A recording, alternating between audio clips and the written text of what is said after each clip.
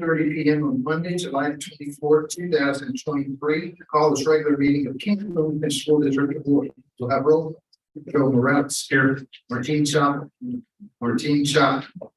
David Garcia. Present. Joseph Ruiz.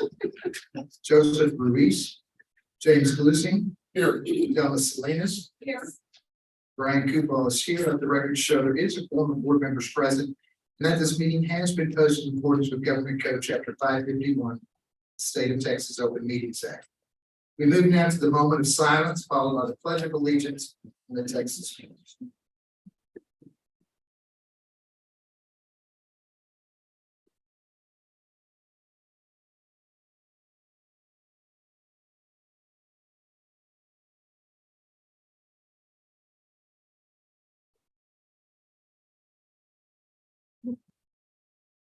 I pledge allegiance to the flag of the United States of America and to the republic for which it stands, one nation, under God, indivisible, with liberty and justice for all. Honor the Texas flag. I pledge allegiance to thee, Texas, one state, under God, one and indivisible. Let the record show that Mr. Ruiz has joined us. This meeting is being live video streamed. Now we move to item number 4, which is adoption of the agenda. Do I have a motion to adopt the agenda? Motion made by Mr. Morales. Seconded by Ms. Salinas. Any discussion? All those in favor say aye. Aye. Any opposition? Motion carries 6-0. Let the record reflect Mr. Chapa has joined us. Item number 5, public participation. Ms. Pettis, do we have anyone who wishes to address the board? Yes, sir. We have Mr. Ramos in the community, and he has would like to talk to you in reference to topic 6B, 7C, and 8B. All right. Ms. Ripley?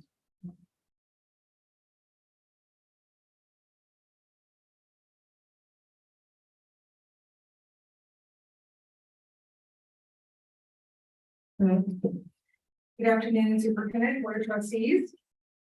Here to talk about 3 things on the agenda, make it real quick. First one is employment partners. Ask employment partners how much total do they have a direct impact on students receiving scholarship funds for this year. I'm not talking about allowing a child to utilize a computer either. I'm talking about teaching them how to sign up and apply for scholarships, etc. I'm going to bet that the totals they show you tonight, most of that is off the sweat of students and parents who independently apply and receive those monies without their help. Also, every year scholarships are posted, giving kids less than 2 weeks to apply, along with doing end of year schoolwork, sports, and other activities. They need to get a list together for the year at the beginning of the year. Most places locally have the same opportunities with the same qualifications. Tell them about it now. 7C. This is based off a rumor, so I could be lying. Ask Community Action Corporation of South Texas, Head Start, if they know what DAP is moving into the Clayburgh building right now. Are they happy about this? Have you asked the community, especially the parents of Head Start, if they're happy about DAP moving so close to their babies next door? Ask the parents from the community if they know what is brought onto that campus by students attending the GED program next doors in the years past. Do they know what those students bring to school? Are they patted down each time they come from outside on the campus? Ask the parents of Head Start if they know what the DA program is and the type of issues and kids that go to that program. Ask yourself, if those were your babies, how would you feel? Someone ought to build a gentleman's club right next door to your homes where you reside, so we can see how you feel about that. On to regarding process of the timeline of superintendent evaluation. The last time you have had an executive meeting about the superintendent goals lasted less than 15 minutes. I know, I timed it. That meeting also had other business, so I'm assuming you talked about it for less than 15 minutes, or none at all. Therefore, the last time we talked about superintendent timeline for evaluation was a year ago. What happened to quarterly meetings regarding goals? Didn't happen. So here y'all are once again, not monitoring the only employee you have. I'd like to thank you, President, for that. If you monitored your employee, you would also learn so much about her. In less than a few years, Keams reported 100% in-school suspension for elementary children and 0% for out of school. Now, in the past 2 years, that's dramatically flipped to 0% of in-school suspension and 100% of out of school suspension. Some of y'all have this paperwork. If you'd like a copy of it, I'd be happy to hand it out. There you go. Keams reported 100% in-school suspension for elementary, excuse me, in less than a few years, Keams reported 100% out of school suspension for elementary children and 100% in school. So that's a huge difference. So in the last 2 years, every elementary school kid at that campus got out of school suspension. Not one got in school suspension. Think about that. They reward those kids without school suspension. Therefore, these kids are set up thinking if they misbehave, they get to go home. Yay! These are the kids that will soon be going to middle school. Good luck with that. That is what your employee is allowing. What else is she allowing? What else is she lying about and covering up? That's what you need to be talking about tonight, not when the timeline will be. 1 minute remaining. You also shouldn't be and talk to Superintendent Ray Perry this year. Don't stop believing that she is sugarcoating most, if not all, issues going on. I can buy you a fine tooth comb if you're in need of them. Seems like you do. Stop letting the president and the superintendent walk all over you, and stop allowing the superintendent to make you think everything is perfect and on the up and up, because it's not. Hold your president to the fire. He isn't doing his job. 30 seconds remaining. Thank you. Thank you, Ms. Ramos. We move now to item number 6, communication from administration. 6A, the superintendent's update. 6A1 is an overview of the A through F refresh system of the TEA district ratings for 2023. This should be found on page 4 to 10 of our packet. Dr. Betts. Good evening, President Kufal, members of the board, and Dr. Bennett.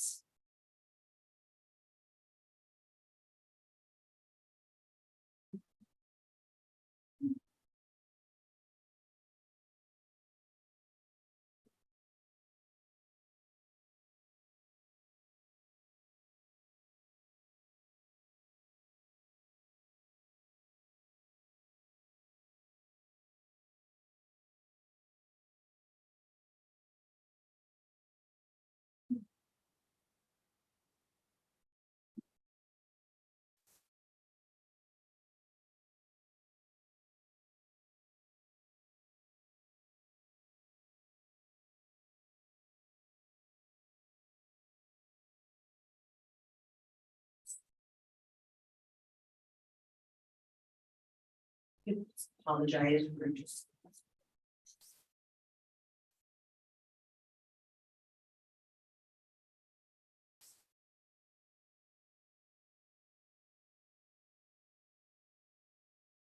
Okay, so this is an overview of the A through F refresh system of the TEA district rating for 2023.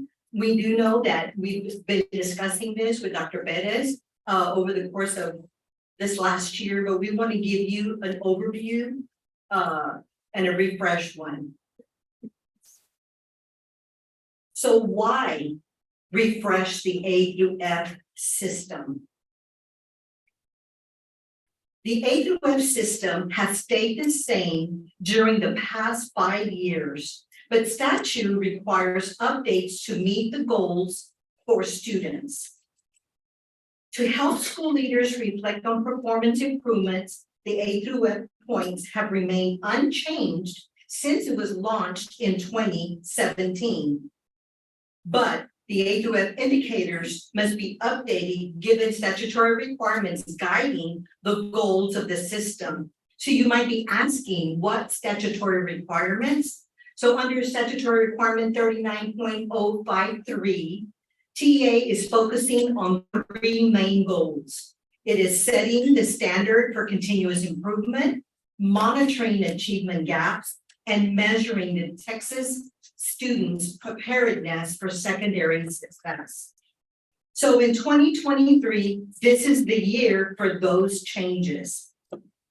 So note that in previous years, districts have been held harmless during the first year of transition. This year, the redesign of the test and the updated requirements are occurring simultaneously. So we have a new test, new rules, higher standards, yet there is no transition time to allow for districts to catch up from the COVID learning loss and adapt to the new test, the new rules, and the higher standards. Below that, you can see the timeline. I'm sorry. Okay, the timeline from 2016 until present. So we were held harmless in 2016-27 school year. And then in 2017-2018, for 5 consecutive years, we were under the previous rules and standards. However, now in 22-23 school year, we are now implementing the A through F refresher year. So what does this mean for KISD? The evaluating performance will be different this year. 2022 ratings and 2023 will be ratings are using different methodologies. Because of the A through F refresh, several things are occurring simultaneously. First, the school year 22-23 ratings will be based on a different set of rules than previous A through F ratings. Next,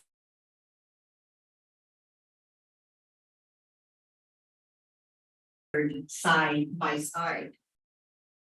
It is possible a campus with an A rating in 2022 may improve their SAT or EOC scores in 2023, and yet they will still drop to a B rating. That would be the start of the SAT, right? Okay, just to be clear. Okay, I'm sorry, in case anybody's listening. Okay, the STAR and EOC, I apologize, thanks for catching that. So note that even though a school district improves their STAR and EOC scores, the district rating will still most likely drop with the new A through F refresh system. So in a nutshell, it is not a simple apples to apples comparison this year, not at all. On this next slide, let's look closer at this slide in particular. TEA has not announced the cut scores until August the 16th for elementary and middle school. Student scores are in the zone of uncertainty according to TEA. So if you look at the left side of this slide, what you see here is a third grade actual screenshot of the scores that we have received. And here it is a roster, and you see third graders, and you can see those that likely passed, those that are in the zone of uncertainty, and those that did not pass. So thus far, TEA has not determined the cut point, so we don't know on the zone of uncertainty, which of those students will move up into likely pass, and which may move down perhaps until they make that decision. However, this information was vital to us here in Kingsville. It still helped us plan for summer school with this data. We also looked at the data by campus, by classroom teacher, and by student, and began looking at our curriculum summer planning. And this information as well is assisting our administrators and our campuses to start planning our Bright Blue Intervention Fridays that are going to be coming up until we get the final scores. So that's important to know. This is where we currently are until August the 16th.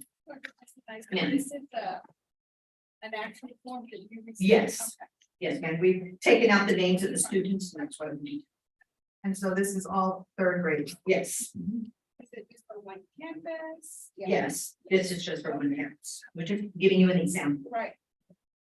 So now let's look at the right side, here we do have TEA did release our high school scores on May the 30th. So the following are the STAR EOC scores for HM King 2023. So ELA 1, English 1, improved by 13 percentage points. ELA 2 improved by 1 percentage point. However, we did look closer at the student cohort. So there was a group of students that tested in English 1 the previous year, and in year 2 in English 2, they actually increased their scores by 21 points.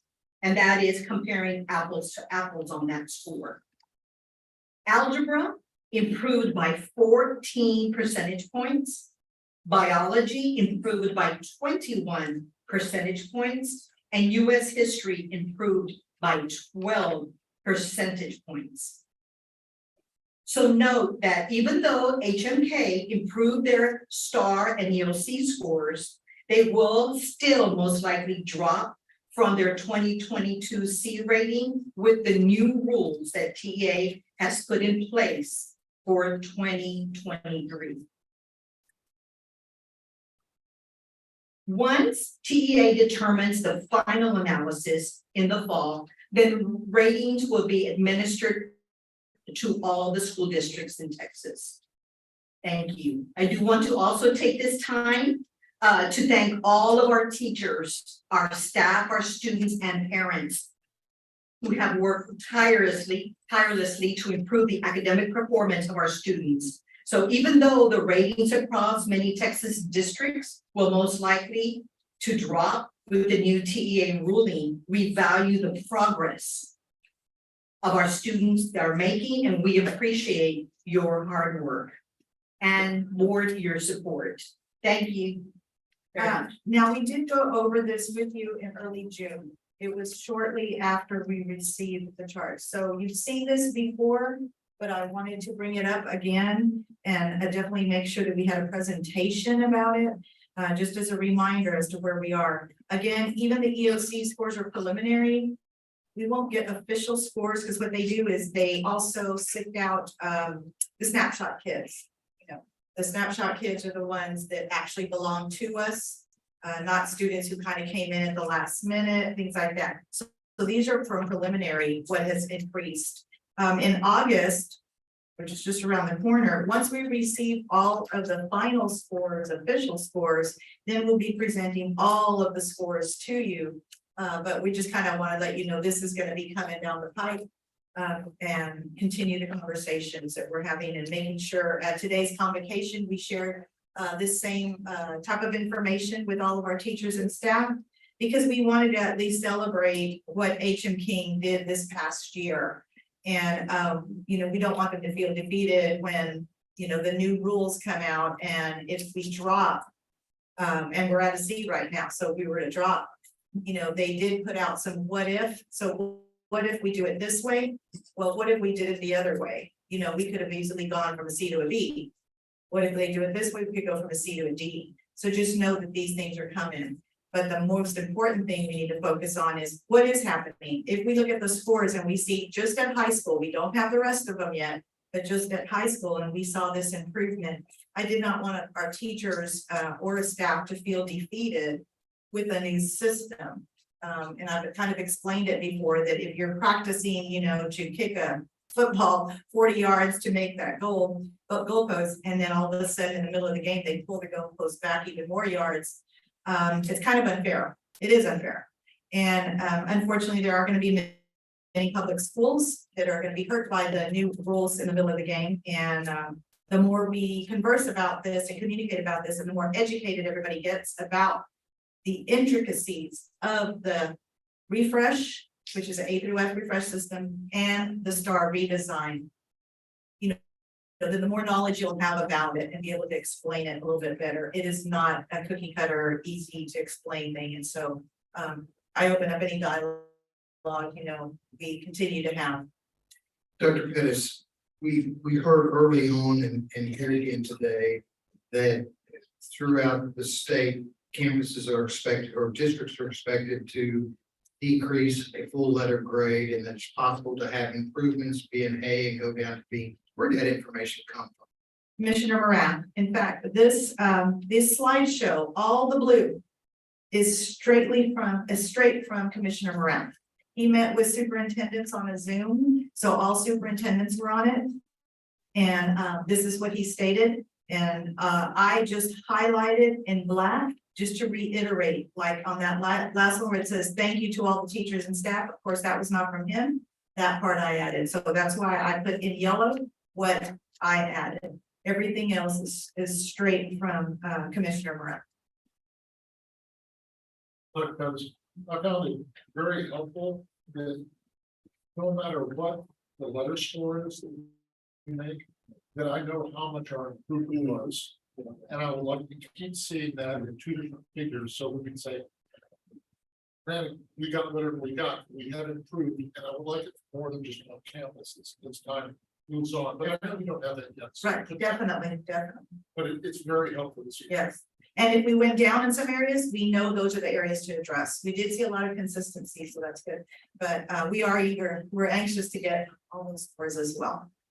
And these are principals that are present. Yes. Y'all please stand up if you're a principal or. I want to applaud you guys. Stand up.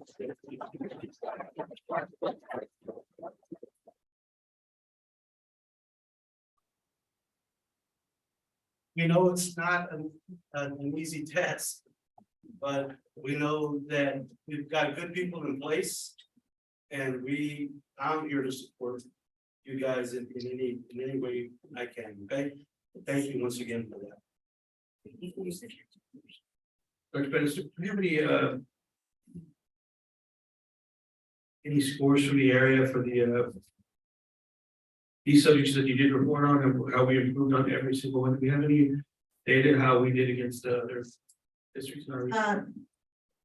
Not yet, because we haven't received them all, not official. We have been communicating with each other, as superintendents, because we have a very great collaborative, team, and we've shared, and so we're not far from the majority. I mean, I did compare, like, we beat some high schools, in some other cities and things like that. And that was good to know, because that just means, and some we didn't, but that just means, you know what, we're right there, we're getting where we need to be. Dr. Pettis, I have a question, just for my own benefit, when the standards came out or were launched in 2017. Were districts made aware that this A through F refresh was going to happen, No, so initially it was just a idea of we need an improvement plan, and here it is, but then last year, 2 years, whenever it was, there was a basically monkey wrench thrown into the whole. well, every year they do expect the rigor to go up, right? And so we've been doing that, and they've been improving. And again, I'm going only by high school for what we have. That has been improving. But usually when they change the STAR test, they give districts about a year or two to adapt to it and align their curriculum, get their prep going. But this year, for whatever reason, they're both happening at the same time. And not only did the test get harder and the cut scores be completely different, like CCMR. You used to be able to get, it was a raw score of like 767 to get an A. That converted to an A.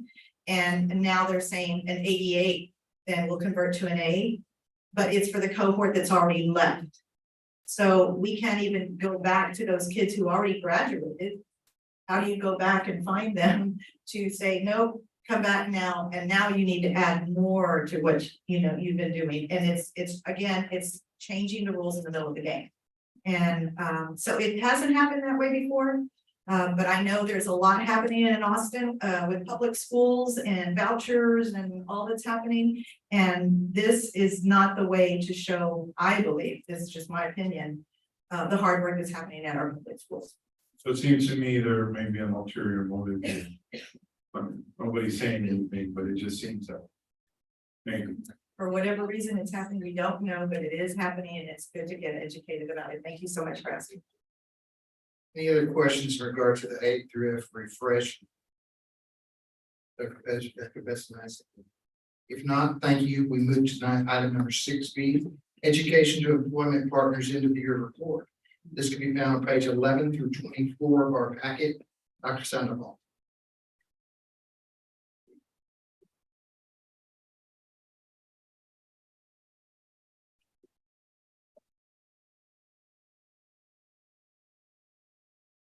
Thank you, Mr. Board President Kupo, Dr. Pettit, Board of Trustees.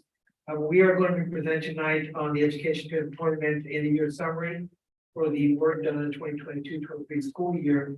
I've got Jeff West, our Executive Director for the Education to Employment. He'll do the presentation.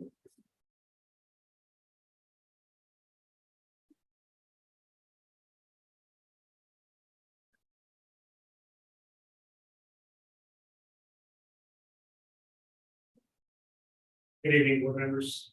Dr. Pettis. Good evening here this evening. Waiting on the presentation.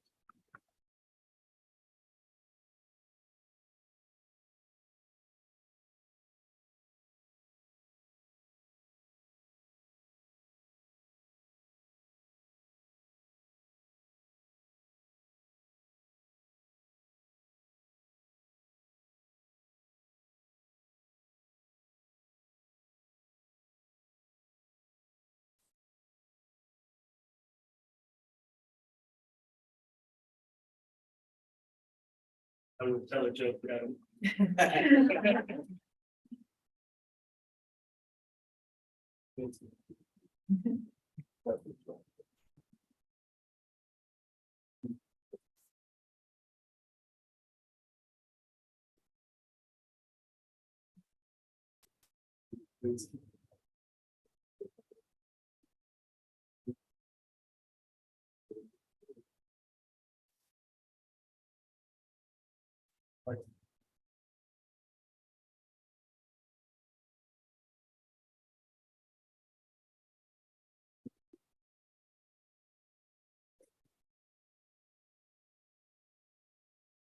Well, he gets that loaded, I'll go ahead and get started. Thank you again for the opportunity to be here tonight, and thank you for your partnership and your support over the last 2.5 years for this program. It's really been neat to see the progress we've made. I'll share some of the data this evening and of course answer questions, but we're just really excited about where we're at today and where we're going to be in the future should you continue to support this program. If you remember, we came to the board in 21 and then again in 22 and proposed this post-secondary advising program. We're working with an intended advisor inside the school district, working directly with the campus, post-secondary planning, financial planning, for post-secondary plans, scholarships, grants, applications, FAFSA. I've got to say before we even get any further that this is not just one person and one organization doing this. This is really a collaborative effort with the high school. It's a collaborative effort with the counseling team at the high school and with the community partners that we all know and love. I just want to say that because it's important to know that this is not a one man or one organization show. This really is a community effort, and we've seen that success over the last year. I'd love to share some of the data with you. If you go to the next slide. Before we get into the numbers, I wanted to share some what I call advisor impact data points. We did a summary, a survey summary with all of our students for the class of 22 this year, not just Kingsville, but other districts as well that we serve. Reminder that we're also in additional 13 high schools across the region, and we're expanding to a couple more high schools this year. But it's interesting, this is the voice of the student. And as you can see, some of the questions we asked were, are you highly satisfied with your advisor? Do you think that your advisor has helped you in the process of post-secondary planning? It's neat to see some of the student voices. As you can see, majority of students are highly satisfied with their advisor and with the experience. 58% of students that completed the survey report that their advisor has changed their life trajectory in some way. As you can see on the right side, there's a couple of quotes. My advisor was always there when I needed him, made sure I was on task 24/7, so I was prepared for college. Also, they've been very helpful and easy to talk through this whole process. I shared this just kind of a snapshot that the work that we're doing on the ground is making an impact in students' lives, and we're seeing that. We didn't get all the students to complete the survey, but we're gonna increase that number this year. Just wanted to give you that snapshot. This is the student voice. This is what students are saying about the work that E2E is doing on the ground. For example, here in partnership with Kingsville and other districts across the region. So if you remember last time I presented a progress report, we talked a little bit about the baseline numbers and where we wanted to be versus where we're going. At the time, we could not report on the class of 22 post-secondary enrollment. Before I talk about the class of 23, I do want to share an update. We completed our National Student Clearinghouse data poll, and for the class of 22, we now have enrollment data that is incredible, and I want to share it with you. We still don't have TSI MET numbers. We have some preliminaries, but as you know, the taper report is a year lagged, and so the 22-23 taper is out, but not the enrollment data for TSI or higher ed enrollment in Texas. So we'll keep you posted on that. But if you look at the next slide, these are some of the other schools that we serve that are blacked out. I want to show you the highlighted number there. That is an incredible number. For the class of 22, our National Student Clearinghouse data show that 55% of Kingsville students, King students, enrolled in post-secondary education. That's almost a 50% jump over baseline. It's a weighted baseline, but our baseline here was 36.9% enrollment. As you can see up top, 19 and 20 was 41.7%, 18-19 was 43.6%, and the weighted baseline over 5 years is 36.9%. And we are showing a 55.7% enrollment for the class of 22 HN King students. That is based on student clearinghouse data. It's a phenomenal number. As you can see, over the 5 core schools that we're working with to collect this data, the HN King was definitely on top. And as a program, E2E did 50% enrollment last year, class of 22. I just want to share that with you to show you that the program is working. Our advisor is getting students to go to college, to post-secondary education, technical school, and we hope to continue that trend. Now, the key is to unlock the outcome bonus funding. We've got to make sure that 55% are TSI and MET. And that's where the outcome bonus funding is.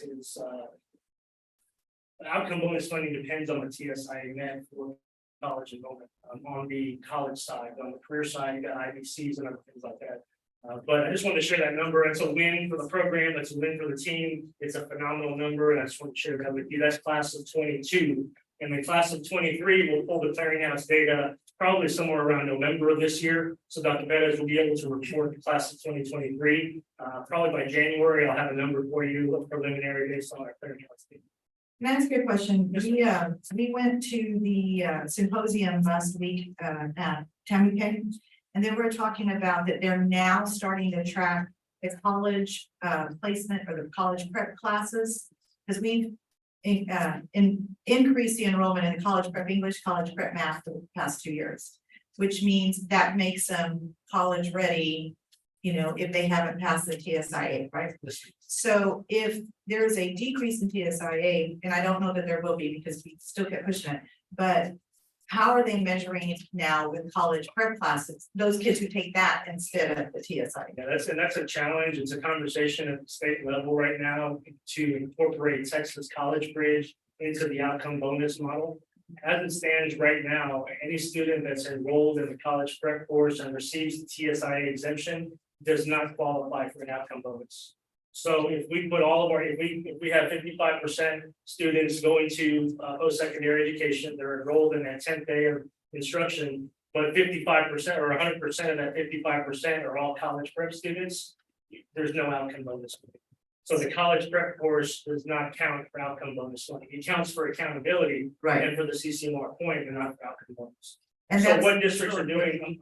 that's real important for everybody to understand. So they're taking those college prep classes for our CCMR credit for the state accountability, but then we want those outcome based bonus. What I'm seeing a trend across the region, and we're suggesting this, and when we do, hopefully we'll approve this and continue another year, and I appreciate your support, but let's say that happens and we move forward. One of the things we want to do this year is maybe work with your team to identify the students that are in college prep. And then when they finish and pass and complete it, and you've got your accountability point, but now let's get them to take the TSIA. Right. We can't mandate it, but I think if we take it, they're gonna be ready because they went through the course and you'll get credit for the outcome bonus. So it's a strategy that I'm seeing across the region in other districts. They're starting to do the college prep and then the TSIA behind it. Also the SAT and ACT counts if they need TSIA through the SAT or ACT. So those are some strategies that we can work on implementing. Enrollment is the tough one, right? We gotta get more students enrolled but what now we got them enrolled, let's see if we can unlock some more outcomes. Just want to have a quick question. Yes, sir. On the 55%, the class of 2022. By chance, do you happen to get the data of where our students went to school? Okay, or can you give us that data later on? Yes, sir. Breakdown of Del Mar. Great question. We actually have it. We have the aggregate report directly in the clearinghouse. And we're actually, we're using that data to work with A and Kingsville, Corpus, Del Mar, and Coastal Bend College on launching a retention pilot this year. So one of the things we're adding this year, at no cost to you or the other districts, is we're gonna add a retention coach to our model. So that the class of 23 that just graduated, now we can help them through the first 30 hours of their college experience or post-secondary experience. We're using that data to help the higher ed institutions track our students and see how they're progressing. So it's a working model. We're launching it this year, but we're using that aggregate and happy to provide that to you if you like. Yes, sir. So next slide. So thinking about the class of 23, when we set these goals, we did not know what the enrollment data for 22 was. So our goal was 45% and 45% enrollment with 50% of that 45% meeting TSIA, not through college prep, but through actual meeting SAT, ACT, or taking and passing the TSI. We estimated that if we did that, we would be able to unlock $74,000 in outcome bonus funding. Now that we have a higher benchmark for enrollments, we're not going backwards. So we're going to adjust our goals for 24 should the board approve the continuation of the program. But I do want to share where we are at now. Keep in mind, we're still working with your students for the class of 23. We do that through the summer. So we'll transition August 1st, which is next week. But our advisor is still working with the students to help them get through summer melt and enroll this fall. But look at the next slide. When we think about what our goals were, we met and exceeded all of our goals. This is a snapshot of June 2023.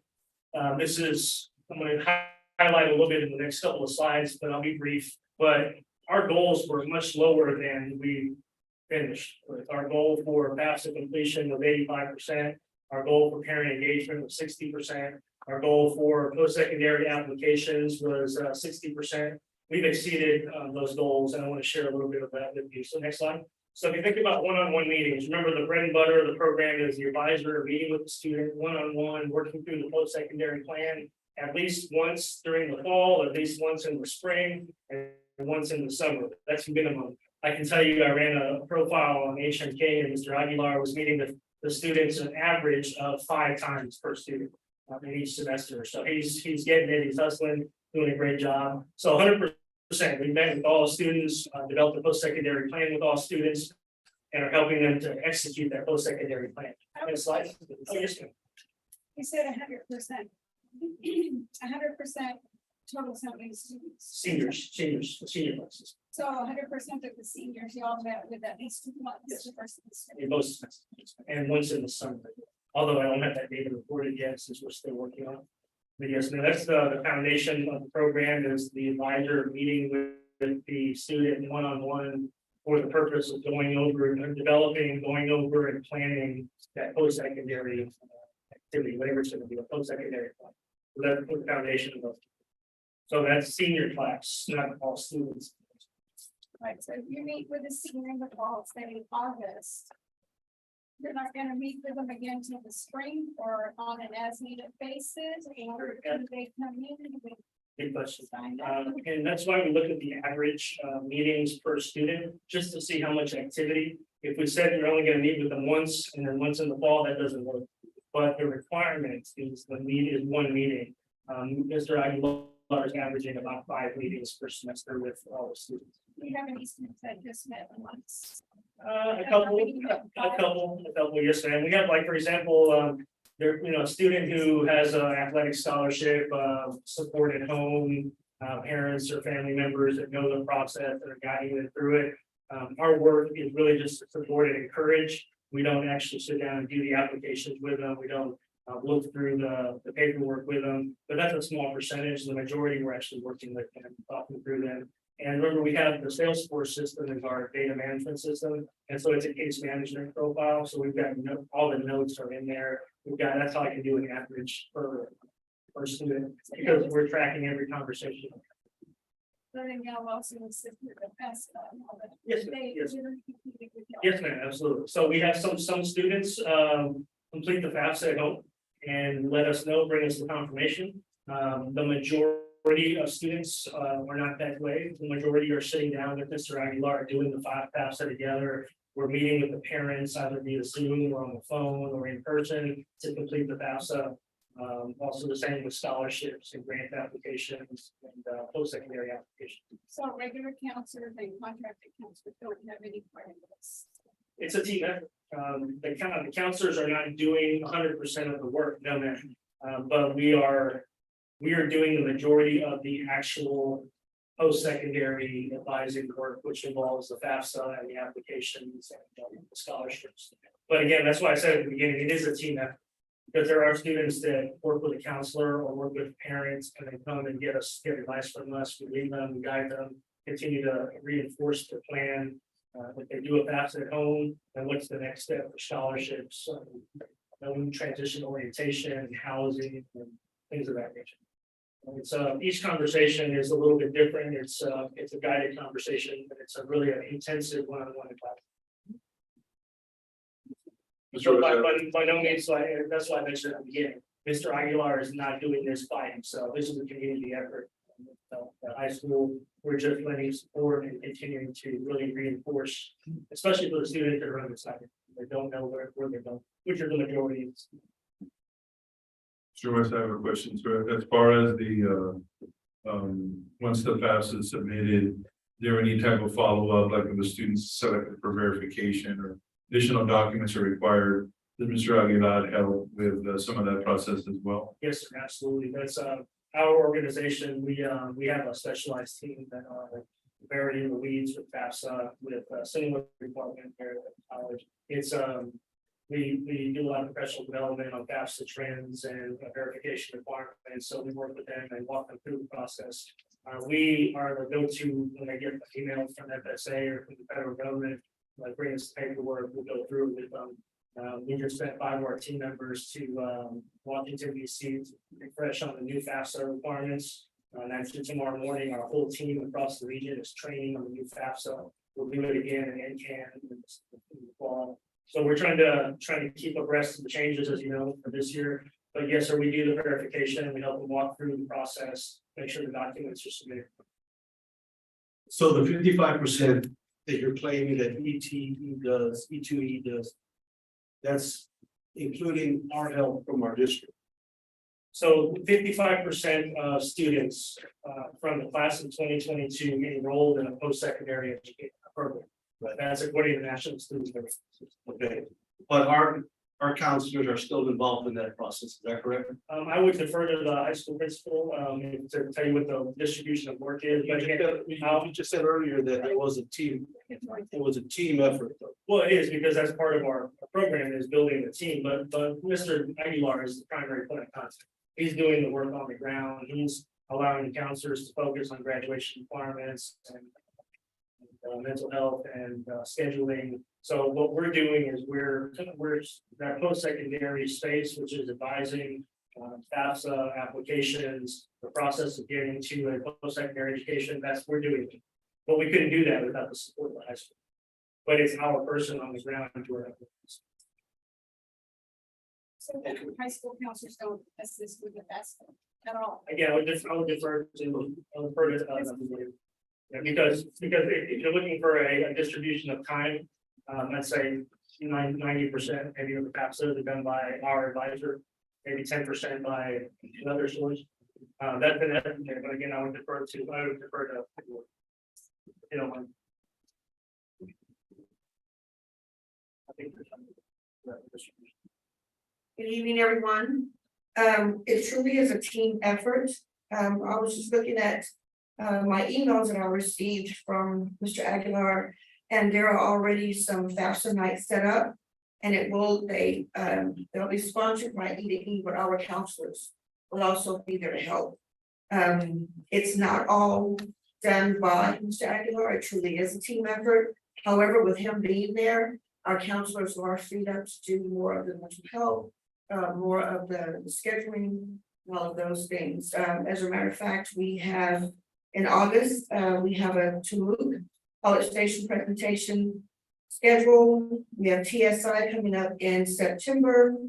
Lots of TSI schedule.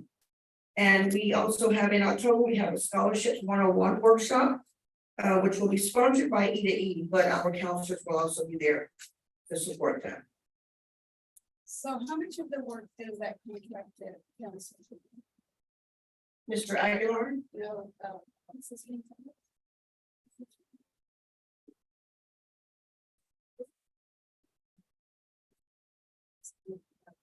She did.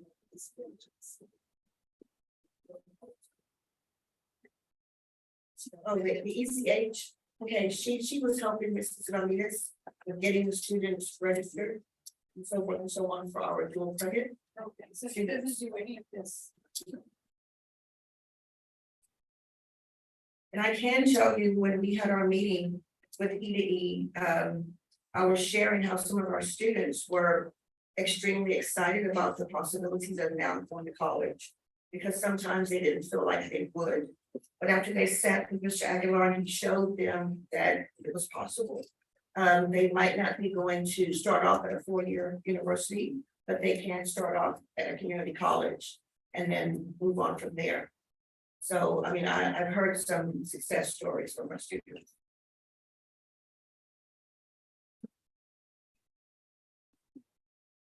Mr. Westbrook, on the survey summary, you said you all serve several districts, is that correct? Yes. Is the percentage for all districts or just our district? Where you have 72% of students are highly satisfied with the advisory experience, that just KISD or That's across the region, it's across the region, sir. Thank you. Yes, so that's across the region, and all the surveys that are not. Those numbers would be nice to know for our district. But now, I have a question for you, because you mentioned that you help out with the applications. And so I'm assuming that's Apply Texas. Apply Texas and common. Okay. There are entities that you can apply to different universities through Apply Texas. And you hear back in December that they've been accepted, you hear back in January they've been accepted, and then some people wait until summer. Speak to those entities and say, all the other Texas commission were able, they didn't tell us we didn't have enough information, it's still open paperwork. How come they could accept us? It's funny, I had a conversation with two institutions outside of our region. San Antonio is one and Victoria another, I won't mention the institution. But we actually had a conversation, we had some students last year that wanted to go to this university. And they didn't receive the acceptance notification until very late. By that time, they had already been accepted at Del Mar, at Coastal Bend, and at Tamuque. And they chose to attend Tamuque, which was a great choice for them, but their first choice was these other places, but they didn't want to wait, so they actually changed their plans.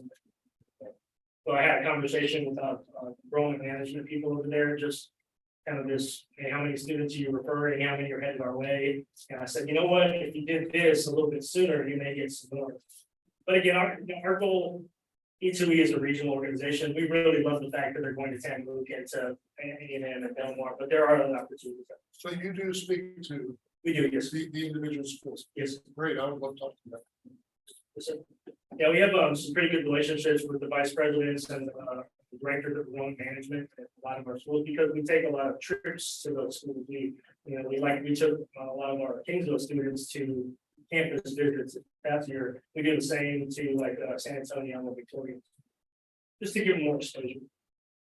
Yes, sir.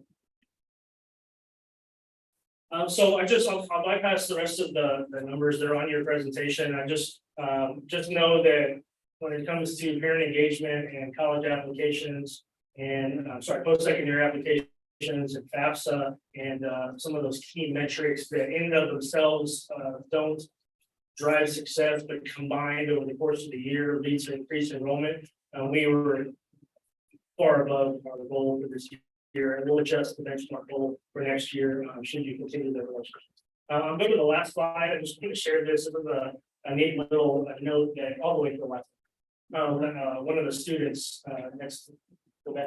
one of the students left on Mr. Aguilar's desk, and I thought it was a neat summary of the student voice, right? So she said, "Teo, I wanted to thank you for pushing me to get my college stuff done. Without you, I possibly wouldn't be enrolled in college because I wasn't procrastinating my way into the workforce for good." You helped many, I'm sure you helped many of us decide whether or not to go to college, and I'm really grateful for you. And we asked her if we could share this without her name blacked out, and she said, okay. But just an example of a student voice and the work that we're doing on the ground. So that's it for the presentation.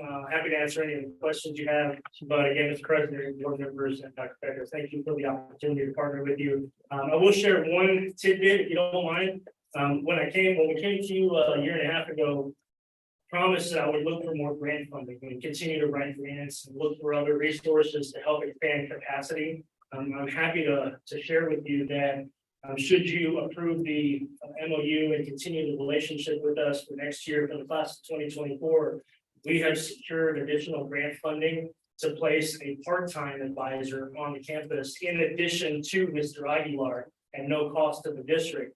What that's going to do is it's going to expand capacity.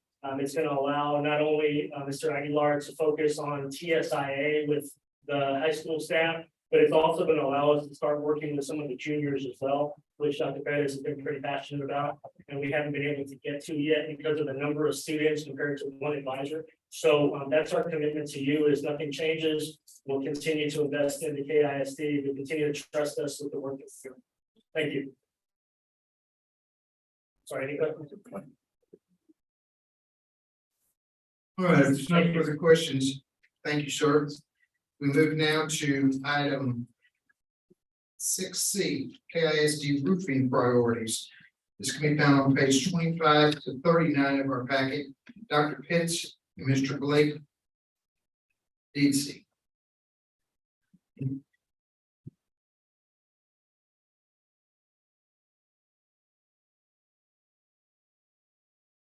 Thank you, Mr. Kufal, Dr. Pettis, members of the board. I'm gonna introduce our roofing consultant in just a minute. I wanted to talk where we were and how far we've come with our roofing and where we need to go. A couple of years ago, we had many leaks in our schools. We hadn't really addressed the roofs in a long time. 2 years ago, we started addressing the leaks in our campuses, and now if there is one, it is addressed immediately as soon as we are notified. The maintenance shop roof needed to completely be redone last year, and that one had many leaks and had been leaking for over a decade. Now we're looking at some more of the long-term projects that need to be done, either resealing or repairing or brand new roofs. So we asked the Garland Company to come out again at no charge to us to review all our roofs and help us set priorities moving forward so that we could budget for them over time. And at this time, Blake DSC is going to present their findings. Thank you, Dr. Pitts. Good evening, Dr. Perez, Mr. President and Board. Appreciate the opportunity to present this to you guys tonight.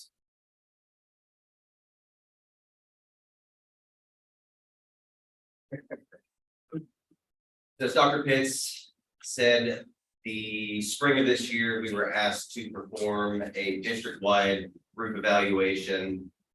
That was performed January through February of this year. Then prior to the summer starting, we reconvened with Dr. Pitts, Dr. Sandoval, and went over the findings.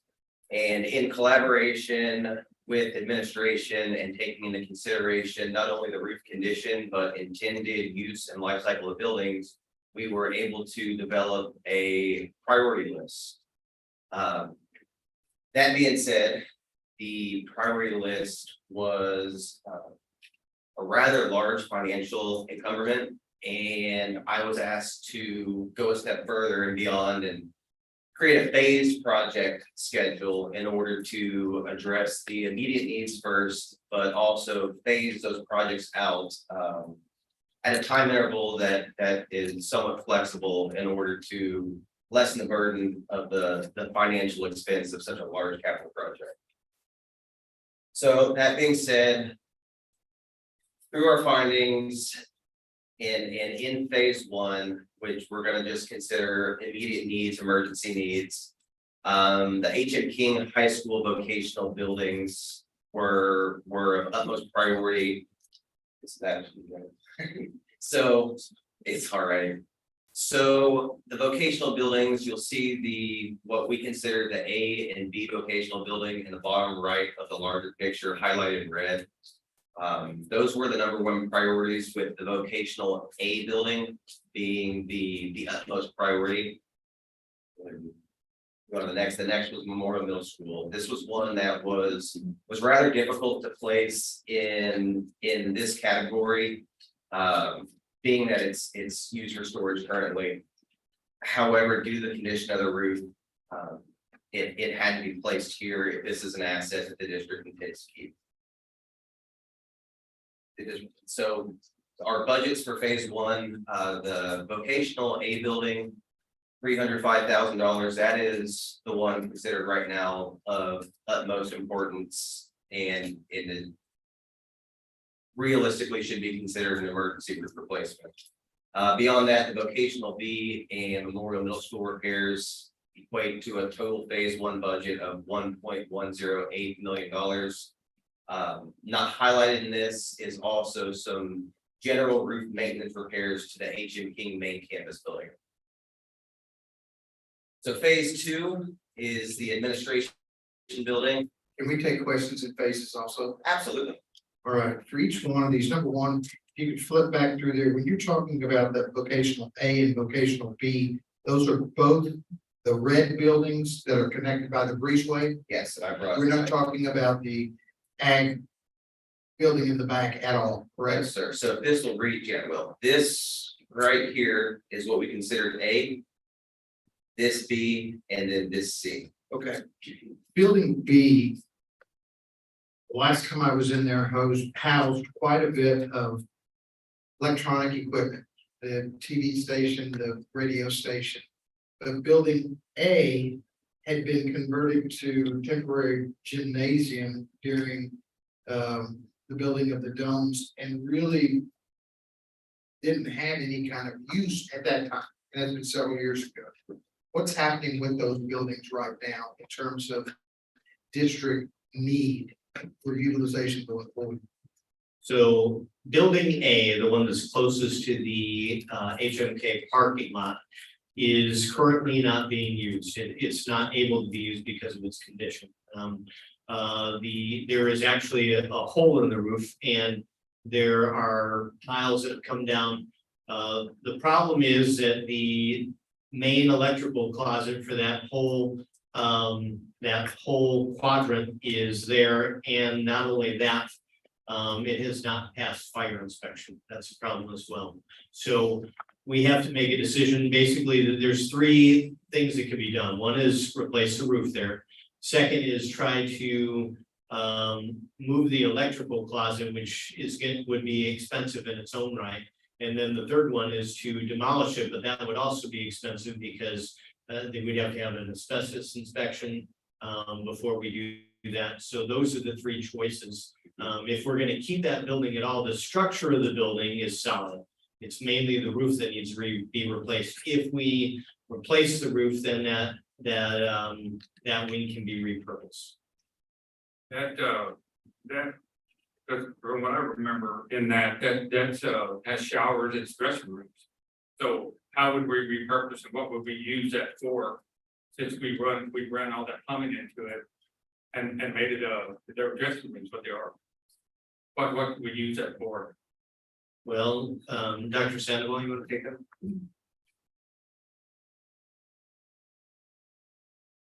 Because I was saying, recently been using that at the shooting range for GRTC.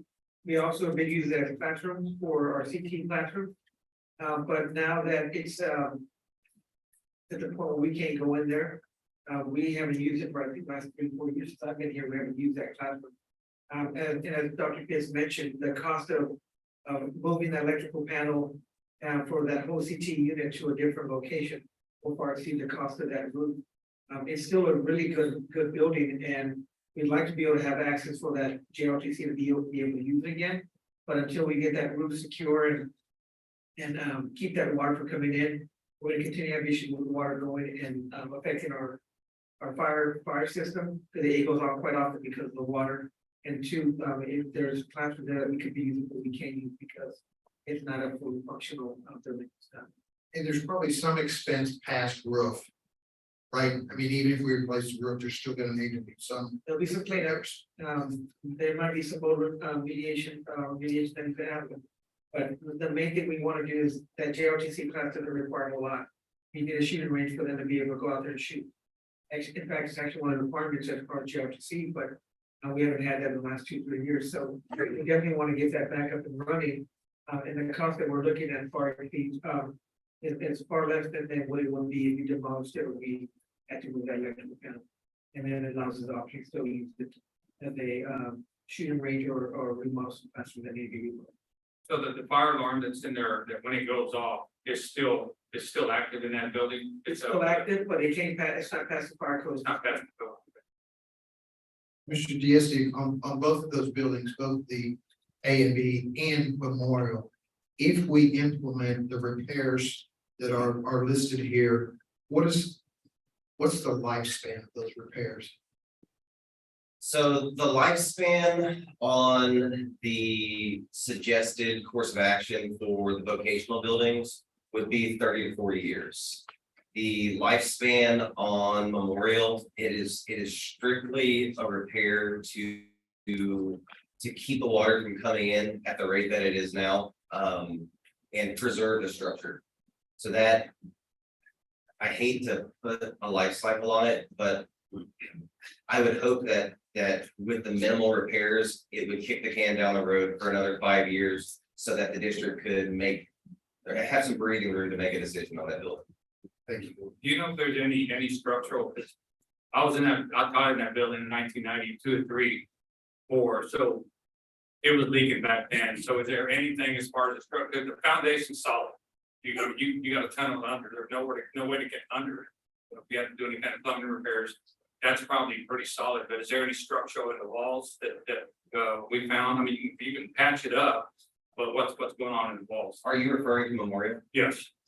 So there was nothing from the roof evaluations that led us to believe that there were any structural concerns. We didn't do a full-blown structural evaluation of the building, so I can't definitively answer that one way or another.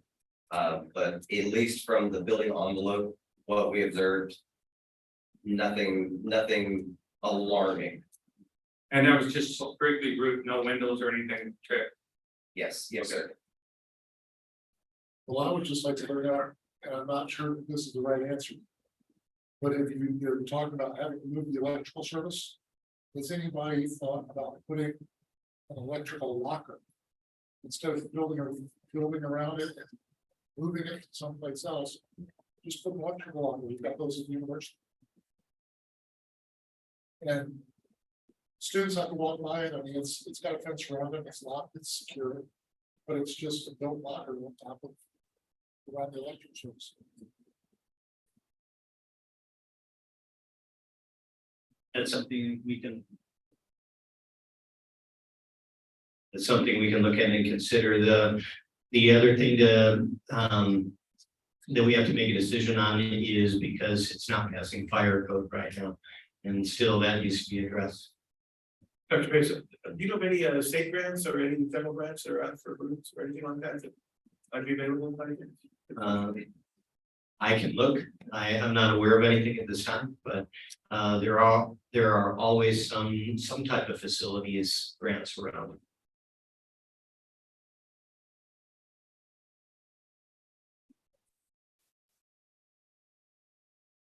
Okay, so phase two is the administration building, the entire building, as far as the roofing is concerned.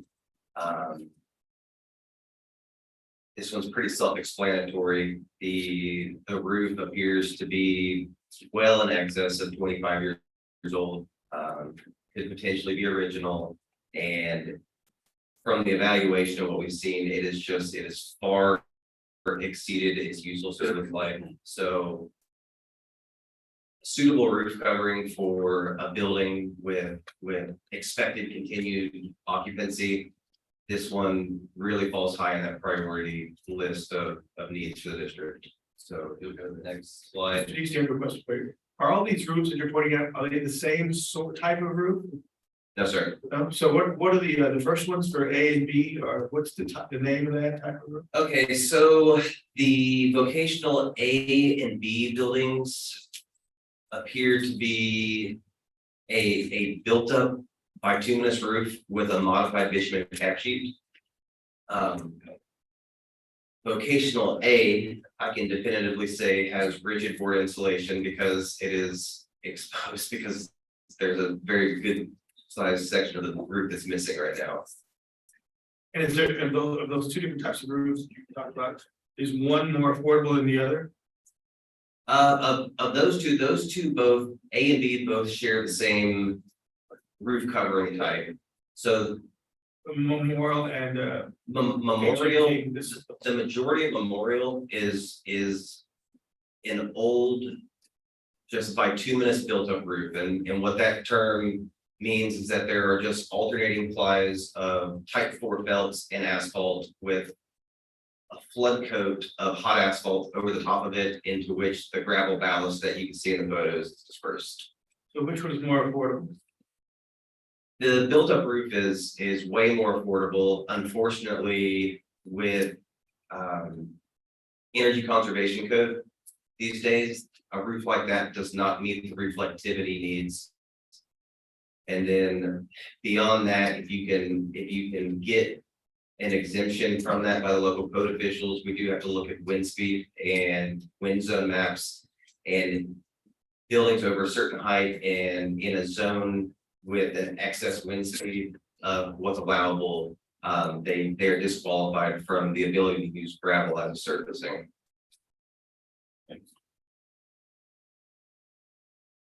Okay, so our phase 2 budget to re-roof the administration building is roughly $1.1 million. This is a budget that not much long range allowance was looked at as far as cost escalation and inflation, just because of the needs of it. As we go further into the phases, we looked out a few years and accounted for some escalations in pricing and inflation in labor and materials. But kind of beyond that certain point, we really didn't even try to, just because of how volatile the market is right now. So there we go. So phase 3, this was one, Dr. Pitts, that because of condition, it made it to this list, but I understand that there's maybe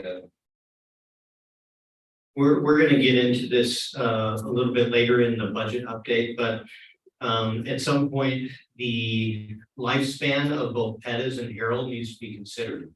They are our oldest buildings in the district, and the question is going to be, do we look at putting a new roof on it, or do we look at repairing it for as long as we want to keep those buildings?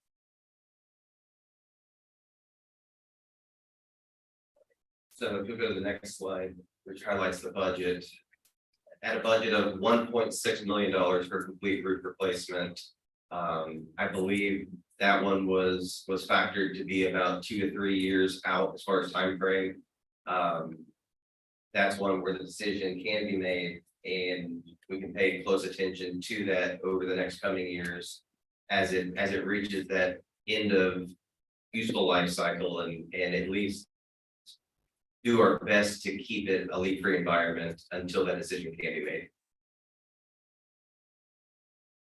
The next one, Harold, I've highlighted the portion of the building here that is most affected by aging assets of the roof. If you'll go one further, and then options, another one that is completely past its useful service life. Luckily, the condition of the roof on this one and the inside and leaks appearing don't seem to match each other. So this is one that it does fall on the priority list because of the roof condition, but it falls further down in a phase 4 type of priority. So for Harold, about $1 million roof replacement budget. The options school, about $140,000, making the total phase 4 budget roughly $1.2 million. Brings us to phase 5.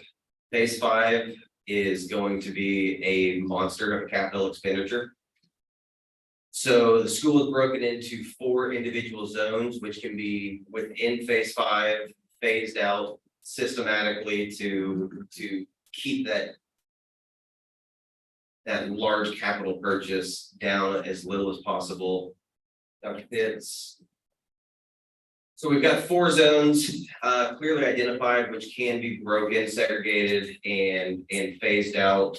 A total phase 5 budget of roughly $4.5 million, but phased into 4 individual construction projects ranging from $1 to $1.2 million. So just a few considerations in this. The project phasing is a recommendation. It's not a hard line in the sand and what needs to be done. Of course, district needs, intended long-term use of the facilities all are taken into consideration. So as those things develop and change over the years, of course, these phases can be amended, projects can drop off, other projects can be phased in as needs change.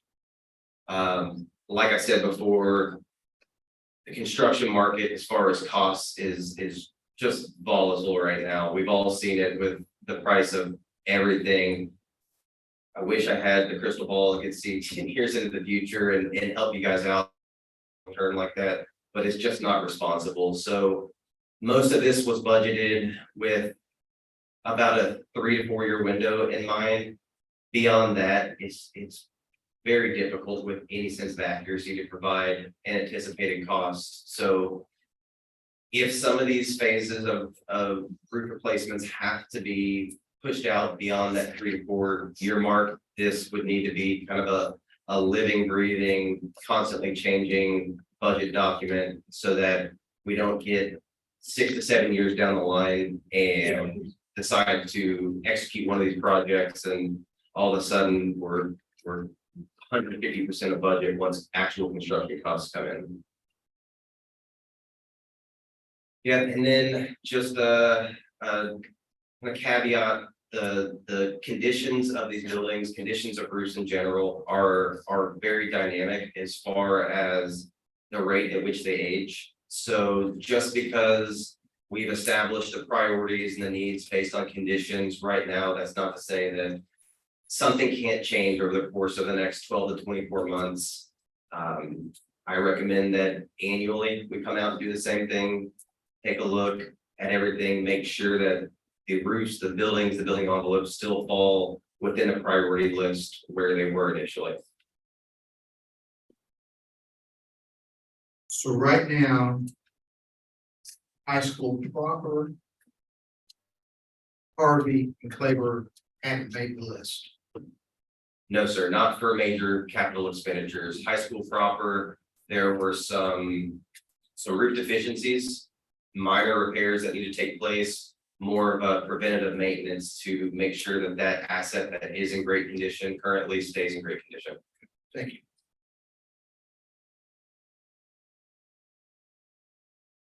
All right, any further questions?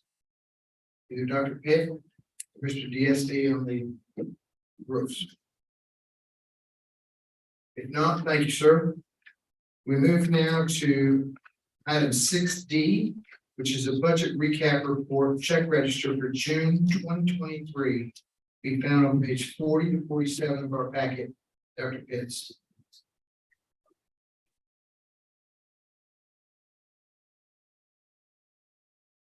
Thank you, Mr. Cooper. I'm just gonna address a couple of items at the top of the list, and I'll take any questions. Great South Texas Corporation. We use them for our E-rate projects, upgrading the network wireless hardware. That's seems like a large amount, $223,000, but want to emphasize that we only pay 15% for those projects. So we received $1.5 million of upgrades for the $223,000, and this was brought to the board previously.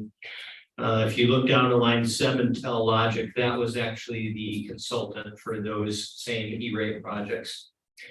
Number 2, Great Minds, that's our elementary math school curriculum, again, previously brought to the board. Third line, Claver County Appraisal, that's how much we pay every quarter. It goes up a little bit every year. The amount that we pay is proportional to the amount of our property values in the county. So every year, again, there are property appraisals of every facility in the county. And again, the percentage of the property values that KISD has is proportionally charged to us out of their expenditures, mainly because we get to collect property taxes from those residences and buildings and businesses.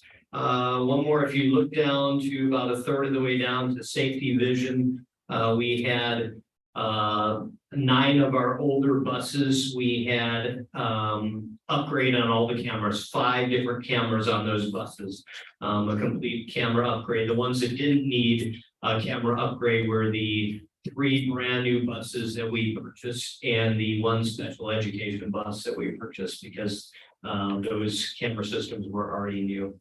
I'll take any questions that you have on this. Yes, ma'am. We have like 7 expenditures out of SR2. Once that goes away at the end of the year, are they going to be sustained? Let's take a look at them. Say, director of business services. That one has to be sustainable. That is our electricity bill, and I have already put in the general fund budget for next year. If you look at the other ones like the summer school curriculum and so on, all of those are going to have to be moved to the general fund. So when we take a look at the budget, we're going to take a look at the impact of moving those to the general fund, because there's going to be very little next year. There's going to be no money left in SR2. There's going to be very little money left in SR3. So a lot of those are going to be moved to the general fund, and it is going to cut into our fund balance, which is pretty healthy right now, but we'll talk a little bit more about the effects of that when we get to the budget update. On the technology consulting services, and I see, and we know as far as the student evaluations and special education, are those amounts paid out? Are they monthly? Is it a daily rate? How are we paying that out? So the E-rate consultant was paid out in one lump sum for the whole project. The ones with the evaluations are paid as soon as we get the invoices from those vendors. Sometimes it can be 1 month, sometimes it can be 2 or 3 months that they wait until they turn in the invoices. So that's the same thing with the technology PR consulting services. That's when they turn in an invoice. Correct, and sometimes that's for more than 1 month. Okay. So do we have a daily rate on that we can get later on both of those? For the consultants? Yes. Yes, we mainly pay them by the hour, but we can get rates for you on those 2 consultants. Thank you. You're welcome. We usually put like an hourly rate and the maximum of how much. And that way they can manage the time that says, okay, I'm gonna use this many hours to work on this project and this many hours to work on this project, but if I know I'm already getting to my max that we're gonna pay them on the contract, then they let us know. That's why, we've come to you maybe at one point with the math. We were gonna exceed it because we needed summer curriculum writing for math, things like that. So we brought that back to you all to let you all know that it was from the original. I do have a question for you down here. We've got a entry for Dr. Office Groups. Yes, sir. Is that a monthly check that we write for him? Or- No, it's not a monthly check. It's again based on when he turns his in his invoices. It could be for a couple of months, but I can get how many hours and what time period that was over and get that for the board. That would be great. And for hospice group, the technology consultant, is it to assist the director or? It's technology / public relations, so a lot of it is to manage the district website. And do a lot of the postings that are needed. The social media side, the flyers that we have to post, he creates the billboard, he created it, designed it. Those types of things he does too, but he also does help when we have to submit for E-rate, things like that. Dr. Trevino, you might be able to answer some more of this. It's been primarily Dr. Boss Cruz helped out, especially on the E-rate, just carrying a lot of the projects that carried over from last year. So just tying up a lot of loose ends. So, I try to pull him in one way as far as technology concerned, but he is doing the PR work. He does a lot of the graphic design, things like Dr. Perez mentioned, the billboard, things like that. Just it's been primarily an E-rate for me as far as the supplemental. That eventually just. Yes. Back to you. Yes, it'll be going back to me. I've already established a relationship with our current E-rate consultant. So those projects going forward are all mine projects. So like the last one I presented to the board was the circuit we got approval for the dome. The next are for a couple of elementaries, and I've already taken care of that. And there's been working with our hardware vendor and our E-rate consultant.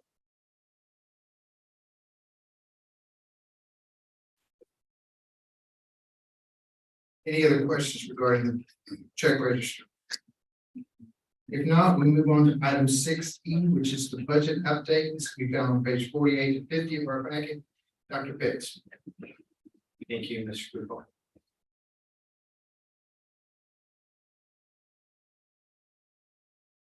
Okay, so there have been some interesting things happening in the legislature, a lot of bills, but not much agreement between the House and Senate.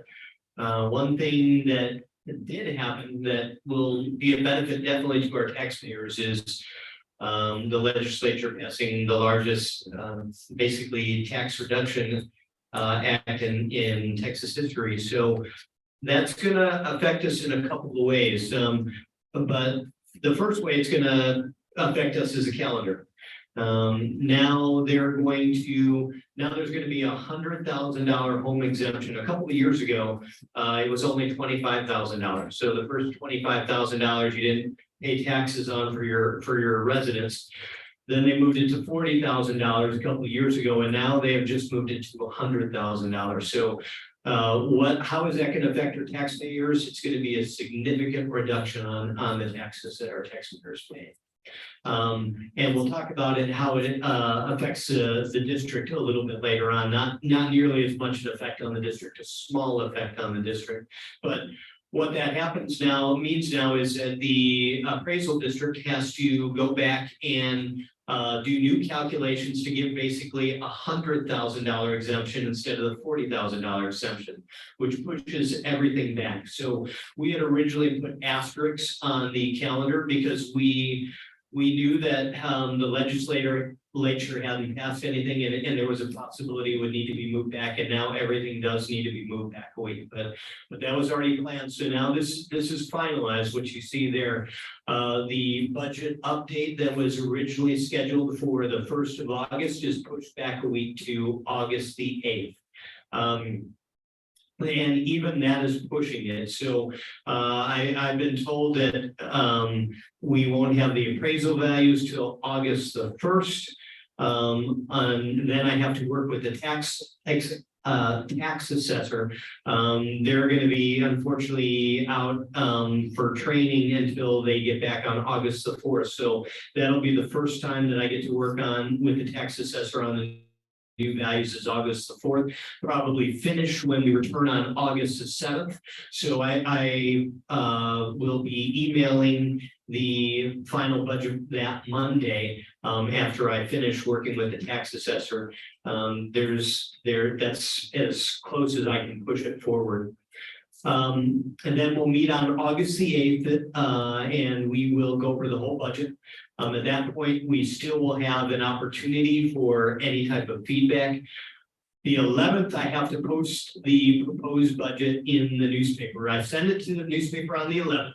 We need to send it the following Friday.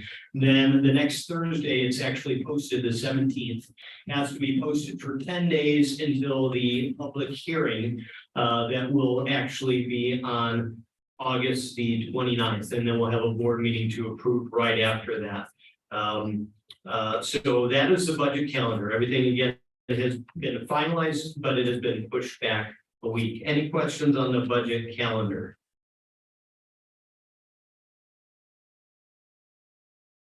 Okay, so I will move on to the next item there, which is the 2022-2023 budget.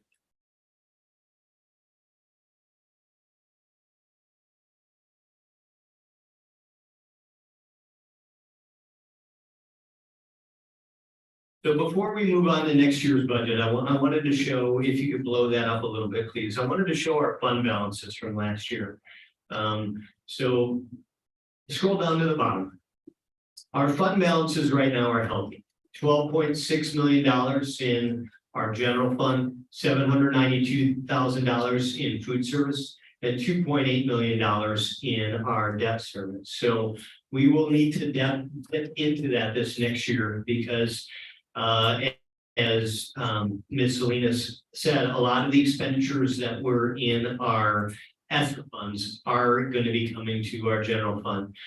We have been trying to cut expenditures wherever we can, but we are not able to cut everything. We still have to obviously pay the electric bill. We still don't want to cut any of our extracurricular programs, even though we are cutting budgets across the board. We don't want to cut any programs for our students. We are looking at absorbing through attrition salaries, and we've talked about this before. We're hoping to absorb close to 12 to 15 salaries this year through attrition, and the same thing the next few years, and that's going to need to be done now that we do not have ESSER funding to get to a student teacher ratio, a student staff ratio of 6.3. Right now we stand at 5.7. And that's the way to fiscal sustainability, is to have our number of staff versus students to be proportional to each other. So we are going to again have to dip into those fund balances this year in the general fund. The food service was pretty sustainable this year. So that's something where we had originally planned to transfer into the food service fund. We're not going to have to do that this year. The debt service, that's a bright spot. We have a larger fund balance, and we're going to bring a defeasance on August the 15th, a larger one, because not only do we have a large fund balance, but top of that page. So if you look at the top of that page, our M&O tax rate right now is 0.9998. With the largest tax cut that's ever been passed, we're looking at possibly 15, 16 cents or more, depending on when we get our property values of that decreasing on the M&O side. That means that we're going to get less revenue locally from our taxes. The state is going to kick in the remainder, so we'll have extra state revenues. But at the same time, just like we did last year, that allows us to shift those pennies over to the INS side and pay off our debt quicker. So that is one of the biggest advantages to our school district is that we will be able to keep the tax rate the same, shift the pennies over, and our taxpayers are still going to see a very large decrease to their taxes this year, more substantial when we move to a 40K exemption. Because again, we're moving from 40K to 100K exemption. So not only again, will they be able to keep the tax rate the same, but they will have a lot of their home value exempted from paying tax. So that is one major advantage. Again, the biggest ones are number one, taxpayers are going to see a big decrease in what they pay. Number two, we're going to be able to shift the pennies over, pay off our debt a lot quicker, and we'll take a look at that in just a second. And finally, there's a third one. The third one is that there's always a discrepancy every year between how the comptroller values our property and how the county values our property. And that discrepancy equates to close to $1 million in what the district has to pay or what the district loses because those values aren't in order. So since that will be decreased significantly, there's a possibility that that discrepancy could be decreased from $100,000 to $800,000. So that could be a net gain to the district.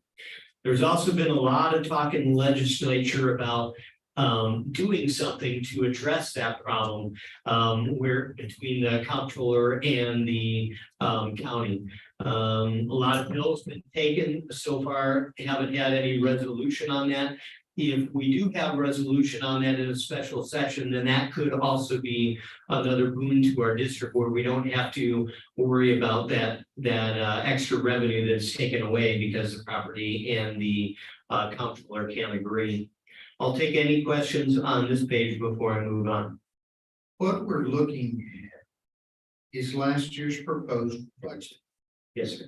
So this is a snapshot of where we thought we were going to be now a year ago. And where do we stand in terms of actual revenues and deficiencies? I mean, what's not taken into account here is we're 11 months into the year? Correct. So are we running at a budget surplus, a budget deficit, or are we running right on budget? We're pretty close on budget. There's a couple of things that need to take place before we close the books.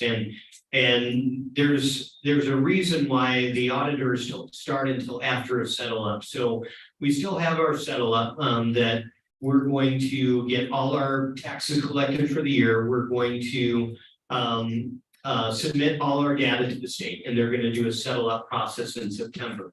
But as far as just actual revenues and expenditures, we have a tiny bit of a surplus, but I hate to project that at this time because we still have our settle up coming in September. So right now, our best estimate is to take these values that we had at the beginning of the year at face value. Now, I can tell you that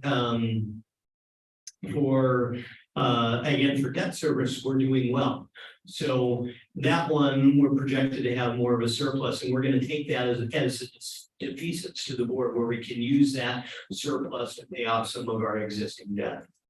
Which we're gonna have to look at real closely, because does it make more sense to pay off existing debt?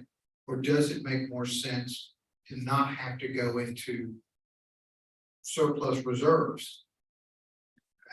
There's gonna be a decision to be made, two different ways there, but that's a decision for a larger budget discussion. I think also one of the areas that we need that could be a plus for us is that with the increase in the homestead exemption, our payments, our pro rata share of the appraisal district is based on tax levied. And there will be far fewer taxes levied. So it could be that all school districts end up paying a less percentage of the overall appraisal district budget. Cities and counties and some of the other entities could be paying a little more.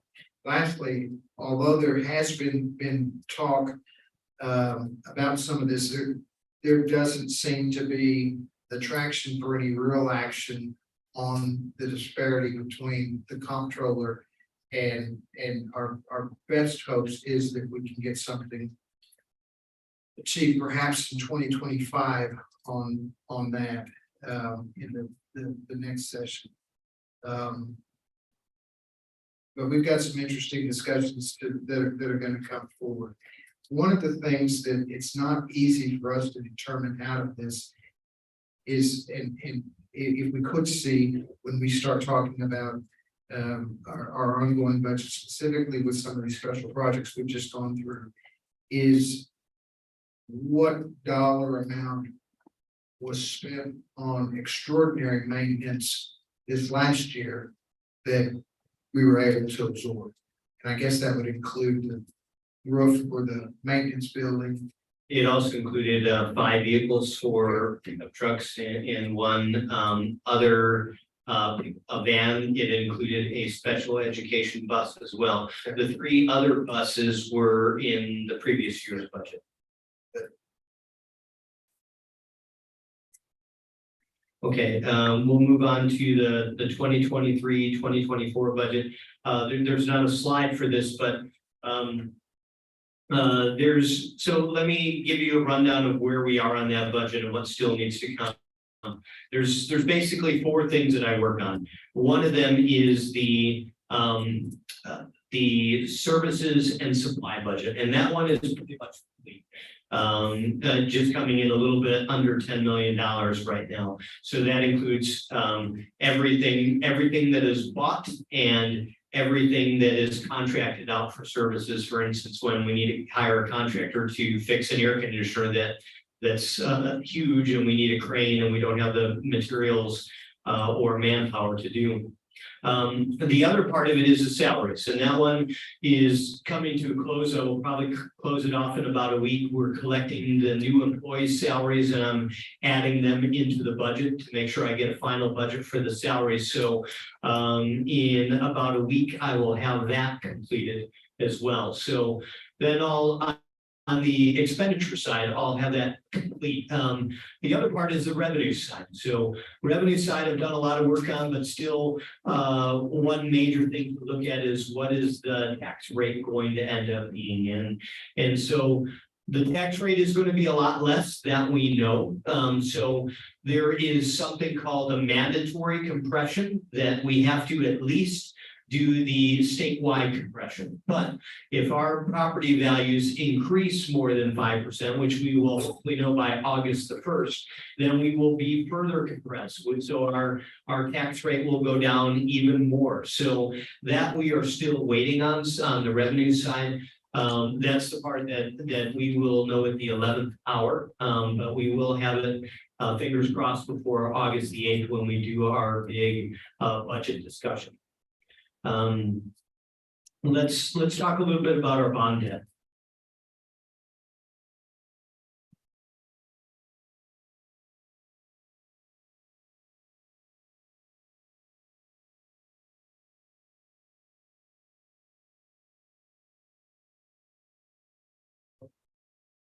But if you look at the very bottom, and if you could, let's see.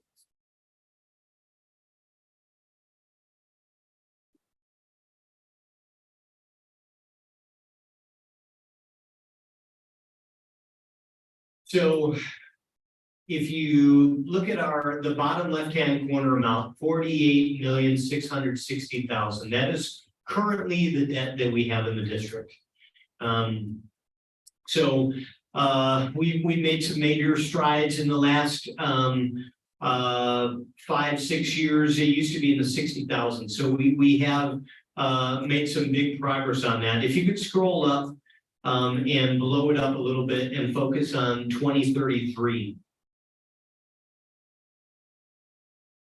Okay, so if you look at 2033, the amount that we're going to be paying on our debt in 2033, that's the first time where we see a real decrease from 4.6 million to 3.5 million.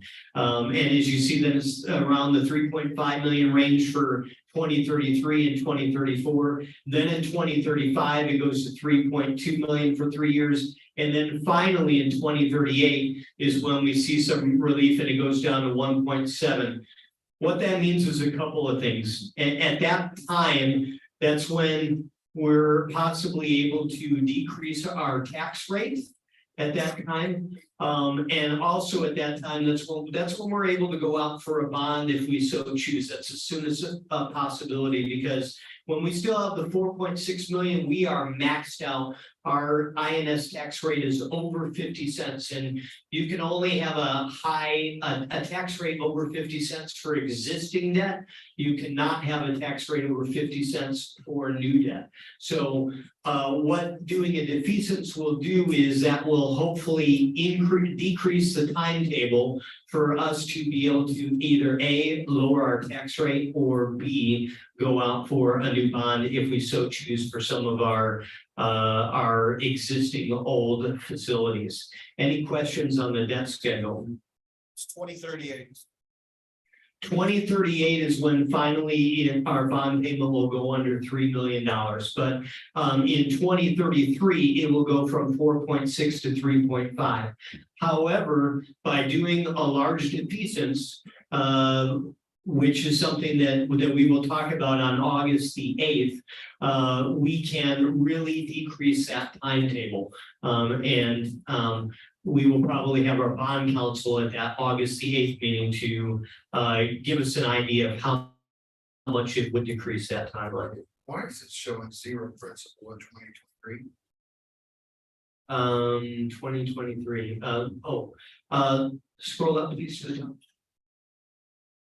So we pay 2 bond payments a year.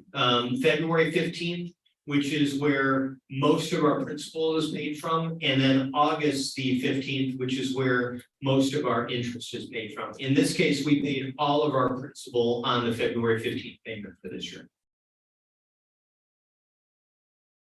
So there was principal there, but I asked for the most updated one that has included everything that was paid. So there was a number in there, but we paid it off right away. And that number would have been close to about $3.6 million of principal that we paid in February.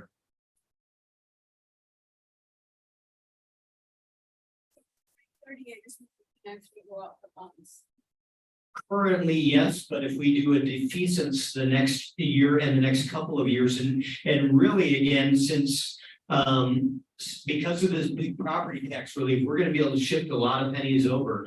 There is a chance to really decrease that timeline if we do it for a couple of years, if we do a defeasance. So now we're gonna get to here. We'll be gone. True, but we are trying to set our district up for fiscal sustainability well into the future.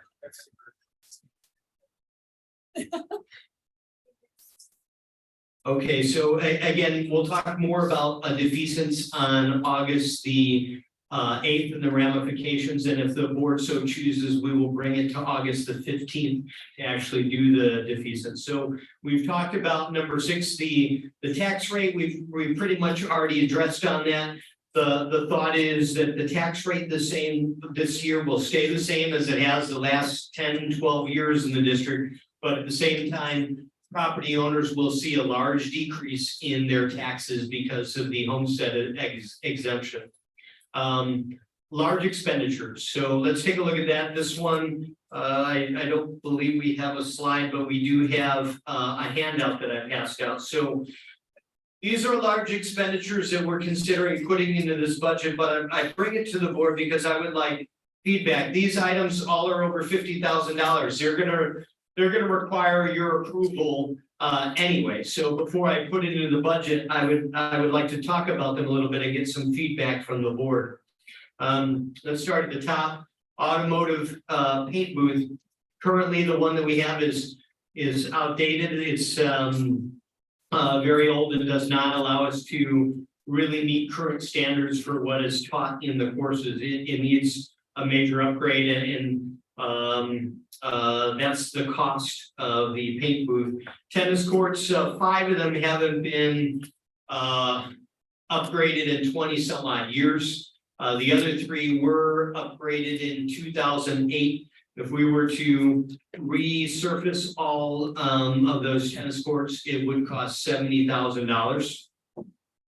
2 vans, we've already talked about how in the last 2 years we upgraded, we purchased 4 new buses, we purchased 5 new maintenance vehicles, the ones that were the most, the oldest ones in most need of repair. Now what needs to be replaced are 2 vans that are very old. These vans, they transport students and they transport staff when they go on trips. The advantage of having these is the district saves money when we do not have to take a full-blown bus, when there are a smaller number of people that are going on trips. The vocational roof, that's the one that was talked about, that the projection was $305,000, but I always try to budget a little bit more we don't know the true cost until we go out for bids for something like that. So I always try to build a little bit extra if we're considering including that in the budget. The HMK parking lot, so we've been patching it for years and years and years. This is the cost to strip it all down, scrape it all down, and then redo the whole thing, not just the area by the tennis courts, but the whole thing going all the way to the manhole and the adjacent driveways as well too. Again, we won't know the final cost until we go out for bids. HMK track, $800,000. That's just for the project. We have gotten 2 quotes, but again, this would have to go through the whole bid process. There's a chance that we might be able to save a little bit on this through bids, but again, if we have a project manager for this, then that would add a little bit to the cost. Hopefully they would offset each other. Speaking of that, we went out for bids on an engineer and a project manager for this project, just to try to get a better idea of what the whole process would entail and how long it would take and what other things we need to be worried about when posting for bids for this project, because this is something, it's a major project and we want to make sure if we decide to do it, we do it right. So we posted in the Kingsville Record, we posted in the Corpus Christi Caller Times, we received no bids for this. And for the project manager or for the engineer. So part of what you're going to see in an item a little bit later for approval, the Central Texas Purchasing Alliance, that allows us to piggyback off of RFPs and RFQs that other districts have done. They post in other larger areas. So unfortunately, sometimes posting in Kingsville and even in Corpus Christi, we do not get all the bids that we could if somebody's posting in Houston or Dallas or San Antonio, and that item we'll talk a little bit about later on, but that allows us to kind of circumvent this problem that we have right here where we post and we don't have any bids because we have a smaller area. I'll take any questions you have, and I'm requesting some feedback on these large expenditures so that I don't add it to the budget if there is not traction to include it in the budget. On the parking lot, what kind of top are we gonna have as far as taking what we have up and what's gonna go back down? Dr. Sandoval, do you have an answer to that? I don't have a complete answer, but I'll do the best I can. When I looked at the information that was provided to Dr. Pitts and one of the quotes I received, they are gonna completely tear it down and redo the base before they lay it down. It's going to be a patch job. And then that's also going to include the striping of the parking lot as well. And the cost of, was it $500?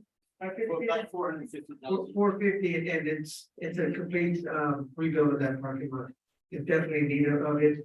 We would definitely have to phase it out as well because we use that for our band, so we have to wait to possibly band season is over or do phase 1 on the south side and then do phase 2 after band season is over.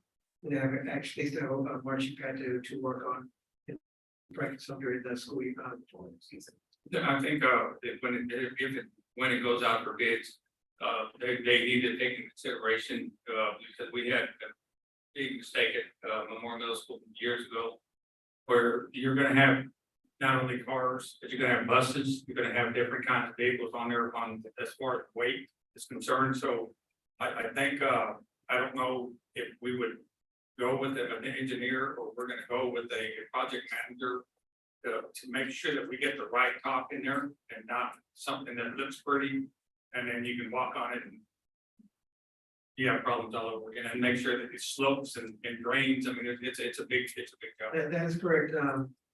We need to make sure it's done correctly, engineered correctly. We also need, our biggest concern out there is that area between the tennis court and the CTE building. So we are actually looking at getting that done with cement. So that it's not a constant repair patch job that we have to do. That area tends to hold a lot of water. It's an area that we need definitely consider cement, and I think that'll last quite a few years longer than That's a good deal there. I had a question about the track. I know back in the day, it was 3 types of cinder. There was blacktop, which I have now, and then there was the kind of the having the same, which is really, really nice. What type of surface were we looking at? Coach Davila was actually going out and looking at quotes and bids, but it's going to be similar to what you see at a Hamburg or any other stadium. It's not gonna be an asphalt top, it's going to be complete rebuilt. We've had a survey go out there, and they dug to determine that the soil sample. So now we know what we're dealing with, and that quote or the bid that we got was based off the soil sample that was purchased for back in, I think, March, or April. So we definitely need it. That track is in pretty bad shape. It was the same track Dr. Pettis had, same track we had. I think they painted it when I was in high school, and Joseph and I were there, but that's all they've done, and it is a safety hazard for our kids. And just real quick. Is that on the vans, is that 15 passenger vans or 12 passenger vans? I do not have an answer for that, but I will make sure I get it. About an hour ago, the vocational roof was gonna cost 800,000. And here we have 350. What's the discrepancy there? The discrepancy is that 800,000 is both building A and building B. Building A is the one that is less expensive, smaller building. Building B is longer, the one that has I guess the audio visual and the auto mechanics in it. But that roof is in better shape, not as a medium project. So what we were considering putting in this budget was that first building, the one that's closest to the parking lot that is not up to fire code. That's where the electrical panel is. Correct. Is that where the hold is? Yes, that's where the hole is. A question on the vans, is there a change as far as insurance coverage? Since we're transporting students now in those vans, because I know there's a lot of schools that use them, and there's some schools that won't use them. So, do you know why that is, as far as why some schools choose to use them freely, and then some that just won't even touch it? As far as our insurance is concerned, our insurance covers every vehicle that we own as a district. So, but again, I want to point out that transportation is really the only thing that the district can be sued for. We do not have what's the word, Mr. Maddox, that I'm looking for? Immunity. Immunity is the word that I'm looking for. Thank you. That's the one thing that we don't have immunity if for some reason the district was at fault for an accident. But as far as insurance, we are covered with property and personal insurance for all of the district vehicles again. Dr. Pitts, Yes, sir. I'd suggest that we prepare a budget that itemizes all of these things, as well as perhaps even the remainder of phase 1 and phase 2, and that you bring a bigger race for. Yes, sir. Right. Electronically, I think it'll be easier for us to, let's lay the Christmas list out there, Yes. and then let's back off. I do want to, I will do that, Mr. Kufal. I do want to mention that all of these items, we will have to pay for them out of fund balance. We already, again, are looking at having to dip into our fund balance for a lot of the expenditures that are moving from ESSER to the general fund. So again, this will be larger dipping into our fund balance, but I will lay that all out to you on August the 8th. And again, I will have, then I'll have a couple of days to remove things from the board that the board chooses not to put in there, but at least like you say, I'll put everything in there, and you're including all of phase 1 roofing and all of phase 2 roofing as well. Okay. Any other feedback for me? I think I would like to know the life cycle cost for all these automobiles. So, for instance, if we're looking at getting these 2 vans, Yes, sir. how long are they gonna be? Along with these, I mean, just an estimate, I mean, I know you can't tell me this is how long it's gonna be. Well, I can get a better estimate when I talk to transportation, but I can tell you that many of our vehicles right now are over 20 years old. I mean, some of our, we have like some Bluebird buses, 1999.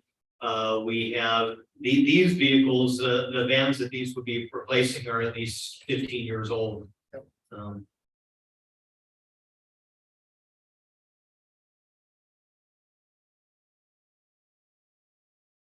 And that's all I have, unless the board has any other questions.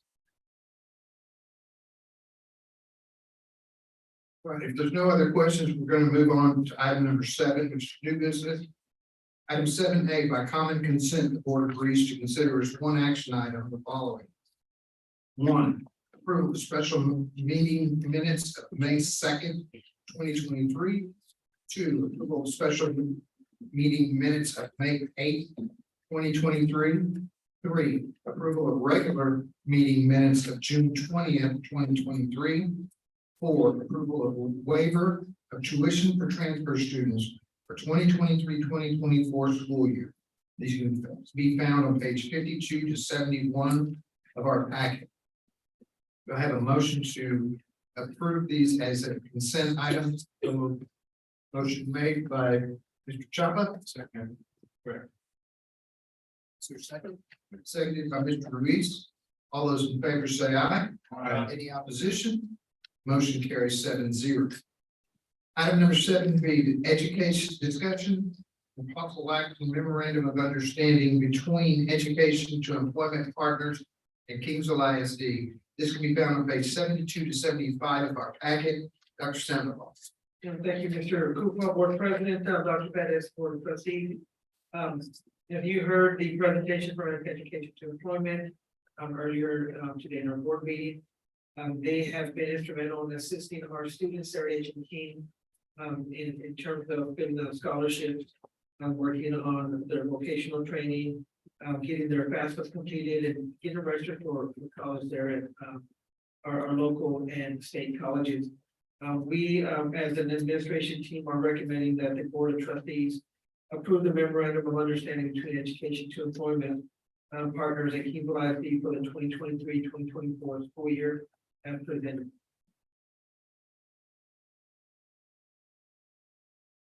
Are there any questions? I actually have one question.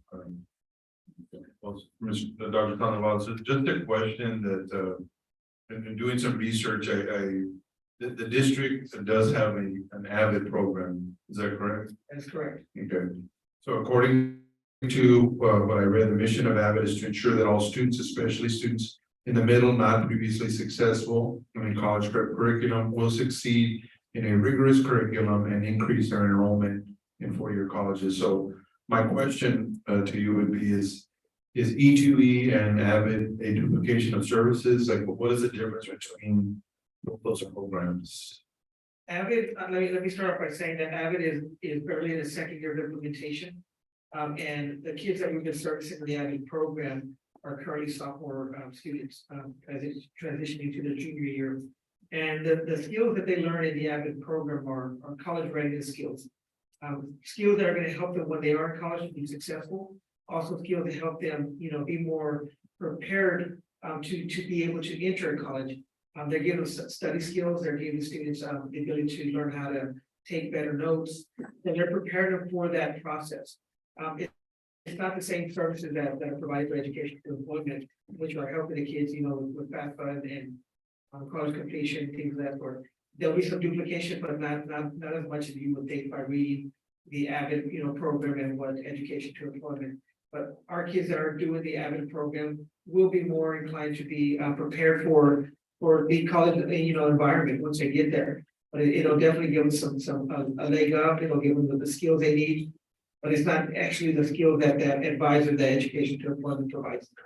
So E2E in essence gets the student, helps them with all the entrance requirements, which is funding, admissions, maybe some scholarship opportunities. And AVID is once they get there to help them, I guess, be successful as a college student because of time management, study skills, different things. It gives them a lot of time management skills, study skills, reading, writing, organizational skills that are not the same thing as, doing the FAFSA or doing that college application or college night that education employment helps coordinate and lead. So, and yes, there's some things that might overlap, but AVID is really just building the kids confidence and give them the skills that they need to be able to go to college and succeed. AVID tends to one of the goals is try to get students that are have not been, their parents haven't gone to college. So it's first generation college students that is typically the target that we try to go through or for in regards to the application process. So it almost serves two different groups. The education employment serves all our seniors and also serve the kids that are in the program. Can you mention some of the? You'll have some of the kids in the AVID, like what's there that year 4, those kids are taking AVID 4. They'll be doing some of that scholarship writing in that class. That'll be part of the class. They'll also be doing some probably application for universities in that course, but again, not every kid takes AVID. Ms. Salinas in that senior year. I mean, it's a progression. We try to get our kids that freshman year, especially our kids that are early college, high school, and we want them to progress through AVID for those 4 years because it's going to give them skills they need, when they hit that senior year and when they go to college.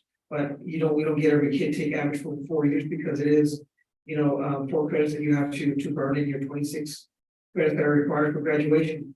So we don't see a full group of, the cohort that gets started in AVID 1 all the way to AVID 4. So we definitely still need the support for the whole cohort, graduating cohort, but to get that support that they need through like education to employment or housing. What is the cost, right, I don't have to see it here, but the cost for AVID, if we have that program? AVID is a program that requires us to be part of a partnership. I don't know the total cost, but I know we sent some of our teachers to training this past summer.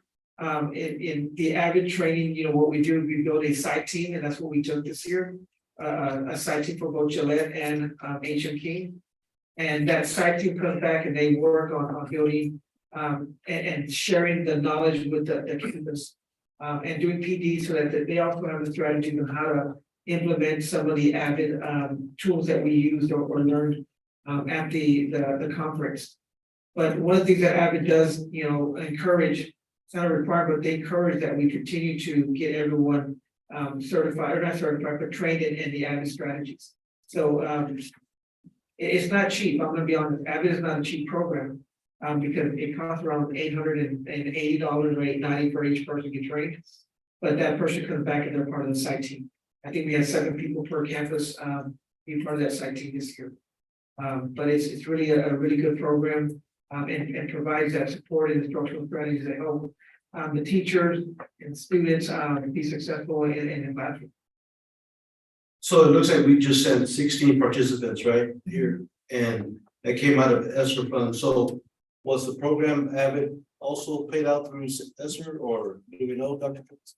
Yes, the program was primarily paid for this year. There were a couple of things like food. We never paid for food out of federal funds. And I believe there was also some of the consultant fees were also paid out of local, but most of it was paid out of ESSER this year.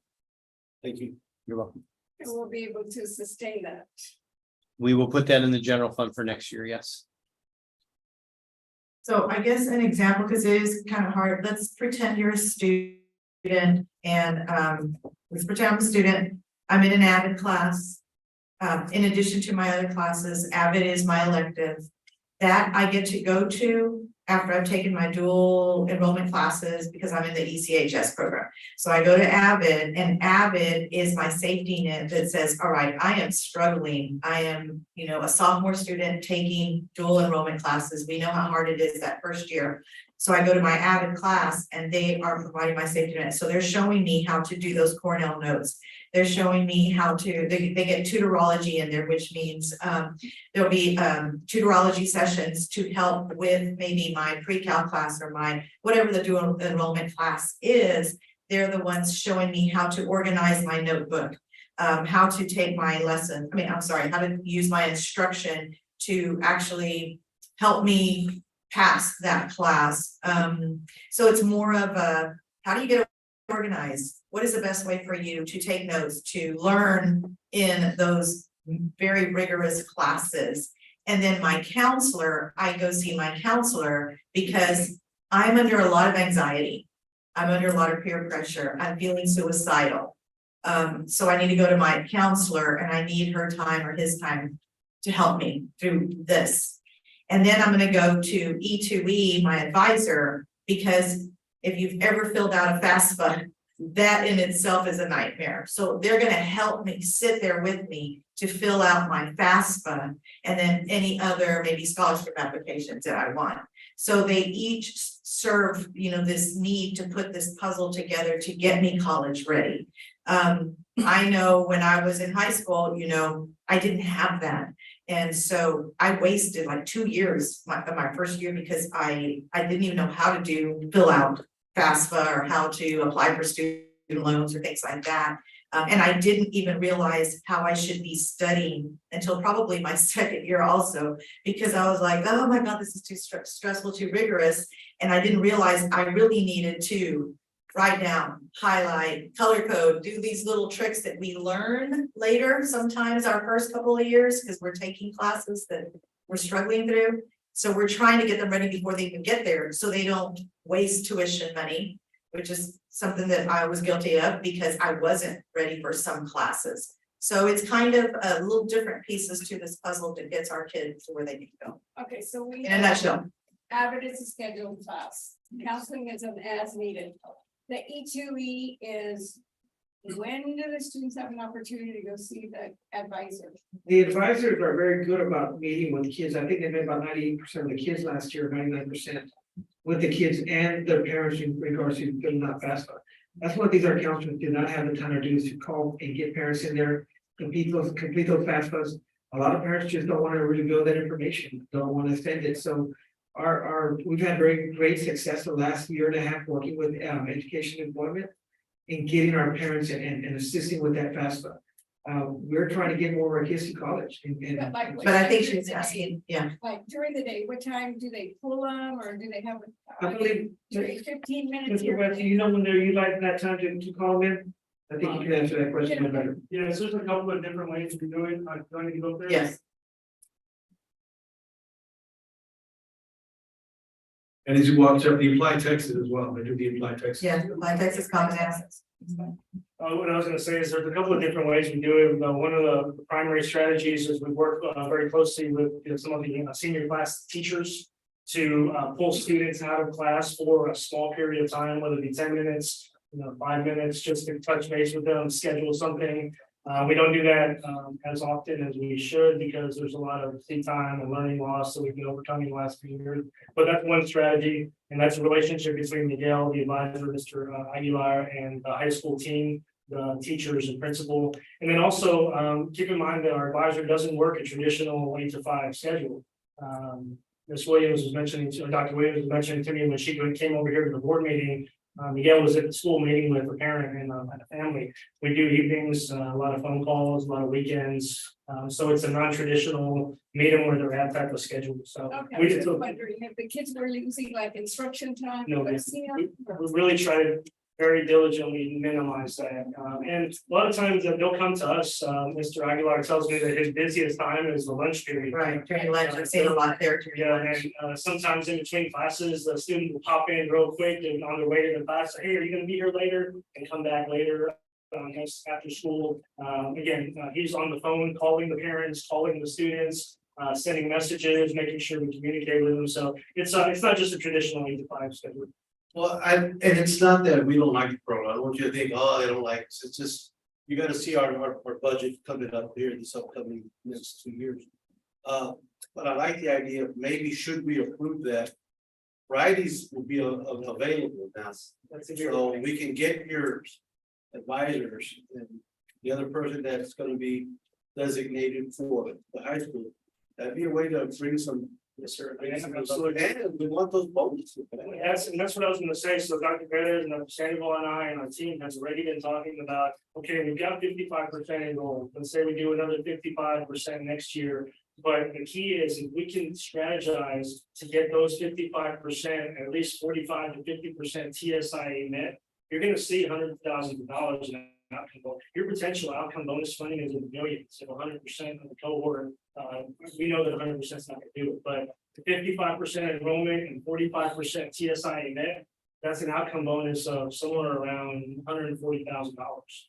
Right, so there's a revenue stream there that we can unlock, but we have to, Dr. Perez, Dr. Sandoval and our team, we have to strategize on how to get those college prep kids TSI net according to outcome bonus, and then do more TSI boot camps, TSI testing. So we're in this with you in the trenches. The goal is to get more outcome bonus money for you, yes, sir. That's the goal. The goal is to get more kids to college and post-secondary education, but really the rubber meets the road with budgeting and operating deficits. If we can help you increase that revenue. Just utilize the Fridays, we're gonna have those Fridays available. That'd be something that we could really target our kids to come in, so. So the 75,000 is to pay a salary, to salary. 75,000 is the cost of the program. And remember, we also reinvest about $12,000 back into campus visits and incentives for completion. Supplies for the advisor, things of that nature. We also designated about $5,000 this year, should you approve it, to TSIA boot camps. And so we're reinvesting that. It doesn't all come to us. Our program management cost is, I think, only 15%. It's very low. And that goes to pay the salary of the management staff. The advisor is the biggest part of that 75. They get paid pretty well, but we try not to pay the advisors across the region more than counselors or teachers, because we don't want the teachers and counselors coming to become an advisor. And so we try to keep it right there. So the 75,000 includes all of that program support. And then also, if you say yes and approve it, we're also going to invest $35,000 of our own money into a part-time, another person with related program supports as well. So the total cost for the program this year will be about 110,000, and we're going to put in 35, if you'll put in the other side. That was part of my commitment to go get some more funding and support for you. If you'll say yes, then we'll commit to getting you some outcome bonus funding for this. Oh, I signed. Thank you, appreciate it. All right, you've heard the presentation and the recommendation by administration. Is there a motion to approve the MOU? So moved. Motion made by Mr. By Mr. Chapa. Any further discussion? If not, all those in favor say aye. Aye. Any opposed? Motion carries 7-0. Item 7C, discussion and possible action regarding the memorandum of understanding between Kingsville Independent School District and Community Action Corporation of South Texas, Head Start, Birth to 5 program, disability component, and kindergarten transitions, 2023 to 2024. It's going to be found on page 76 to 83 of our packet. Ms. Zimmer. Good evening, Mr. Kupal, Dr. Pettis and board. The following MOU refers to the transition from Head Start to kindergarten with respect to services for eligible preschool children with disabilities and all children transitioning to kindergarten. The administration recommends that the Board of Trustees approve the memorandum of understanding between KISD and Community Action Corporation of South Texas, Head Start Birth to 5 program, disability component, and kindergarten transitions 2023 to 2024 as presented. Are there any questions for Ms. Zimmer? If there's not, do I hear a motion to approve the MOU? So moved. Motion made by Mr. Ruiz. Seconded by Ms. Salinas. Any further discussion? If not, all those in favor say aye. Aye. Motion carries. Any opposed? Motion carries 7-6-0. Record reflect Mr. Belushi was out of the room. Item 70, discussion and possible action regarding the interlocal agreement between Kingsville ISD and Central Texas Purchasing Alliance. We found on page 84 to 86 of our packet. Dr. Pitts. Thank you, Mr. Gupal. As mentioned before, we went out for bids for both an engineer and project manager for the track, and we posted it 2 successive weeks in both the Kingsville record and also the Corpus Christi Caller Times have received no bids. So the advantage of this program is that districts can share their RFP and RFQs with other districts. There's over 200 districts and ESCs in Texas that are part of this alliance. The cost is $150 a year. Again, we would be sharing our RFPs and RFQs with the other districts and then with us, and this allows us to meet procurement requirements. So we could instead of taking the time and the expense, the expenses involved are not just the posting, which is again usually over $1,000 per, but also the time that it takes to do it, the reviewing that we have to send it to the attorneys for. So not only does this save us time and expense, but again, it also pushes up the timelines as well too, because it takes timelines to develop the RFPs and RFQs to go through the posting process. It basically delays the process. So again, by the board approving this would allow us another tool in our pocket to use other districts already completed RFPs and RFQs for projects that are over $50,000. $150 a year. Currently at this time, I mean, it could go up in another year or so, but the cost for the district is minimal. This has absolutely nothing to do with buy board, correct? No. Okay. How we go out for an RFQ on an engineer for our local track. Correct. How does someone in Fredericksburg compare to that? I mean, how loosey-goosey does this get? You could then use somebody else's information if they had gotten an engineering study on. I mean, where do you draw the line? Because you're not going to have apples to apples. Mr. Mannix, would you like to comment? Yeah, well, Mr. President, I can offer a little insight, but I can't answer your question directly. So what I mean by that is buy board is another word for purchase cooperative. This is not a purchase cooperative. So Dr. Pitt is correct on that one. This is more of a shared services agreement for prior bid vendors. And so whether that is our choice or whether that is this entity's choice as to the depth and level of engineer that we get, I don't know. I couldn't tell you.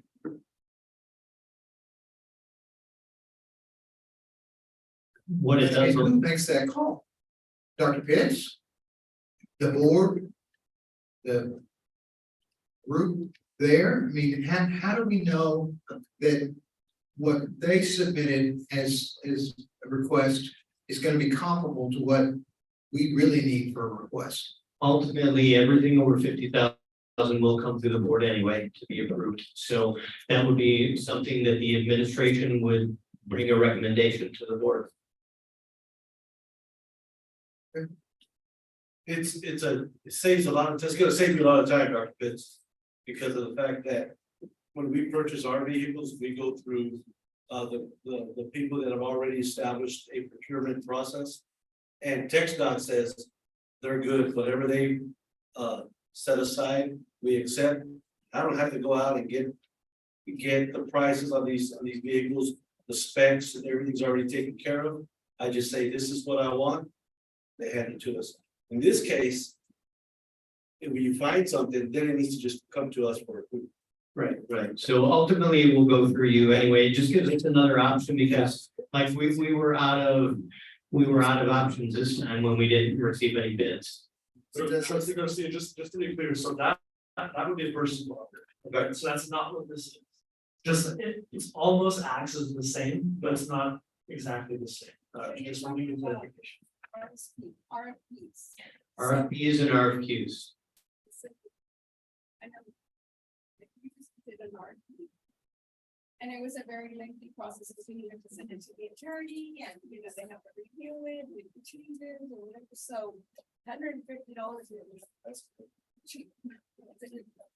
So we could use your RFP, you did all the work and we could actually use that. But when you say use it, I mean, you can use all the responses to that RFP, or you can use it to submit as an RFP. No, we would not have to do an RFP on our own, so if we receive, if there were 5 bids on a different districts. If there were 5 bids on a different districts, RFP, we could use those results and select a vendor from those 5. But doesn't that even further segregate us from our local businesses? Yes.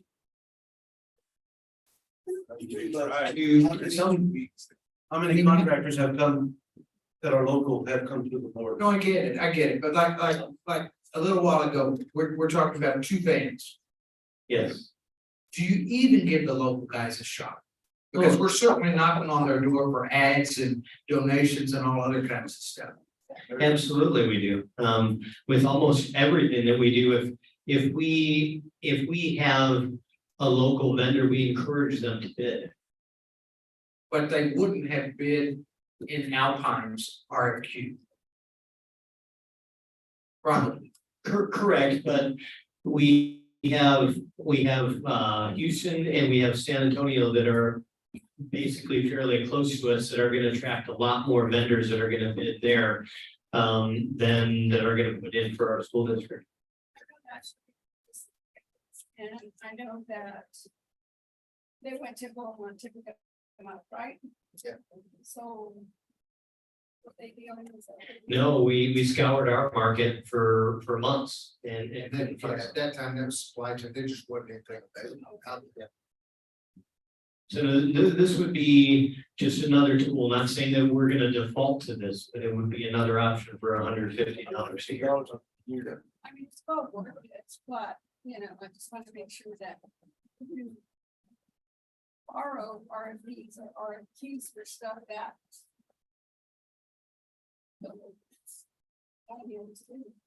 So when you bring it to the board, though, you would be able to say, I mean. This is a process that we went through, we tried this We tried and this, we didn't have any luck with this, so here is another option that we have. Definitely would want much rather buy local. All right, any further questions? You heard the discussion in the presentation recommendation by administration. Is there a motion to approve this interlocal agreement? So moved. Motion made by Mr. Garcia, seconded by Ms. Salinas. Any further discussion? If not, all those in favor say aye. Aye. Any opposition? Motion carries 7-0. Thank you, Dr. Pitts. Item 7E, discussion and possible action regarding interlocal contract between the Department of Information Resources, DIR, and Kingsville Independent School District. This can be found on pages 87 to 103 of our packet. Dr. Trevino. Good evening, President Dr. Pettis, Board of Trustees. Whichever in front of you is a interlocal agreement for to with the Department of Information Resources. What the TA has done this year with respect to cybersecurity and 12 environments is actually give some money for things, right? So there was $55 million of so this picture gave TA to disseminate amongst the LEAs, K-12 environment. The services include security awareness, network detection response. There's a thing called EDR, which is pretty much like a sophisticated version of virus software.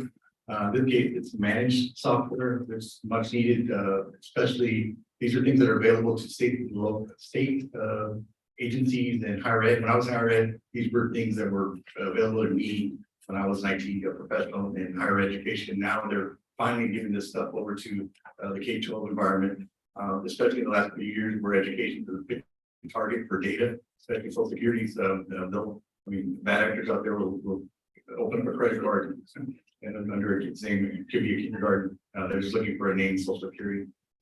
So what, to put our names in the hat for these services, we have to enter a interlocal agreement, which is in front of you. So these it's a first come first serve for most of the services, so I would like the administration would like the board to consider and approve our name in the hat for this money. It doesn't cost us anything, and just want to put ourselves in the front of the line.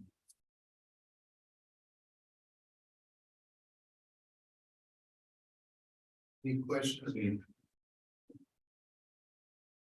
I've actually got a couple. Page 93 in section 4. It talks about the customer agrees to prepay the DIR recovery fees and any allocated charges and pass-through expenses incurred by DIR or SCPs. And then later, it asks you to estimate the spend, and the spend estimate here is $100,000. So do we have to pay that and then they use it as we go? No, for the most part, I think these are, I've worked with Dr. Pitts on this. We kind of just provided what we've already spent on cybersecurity, but in our case, it will be firewalls and email filters for spam. It's just hardware.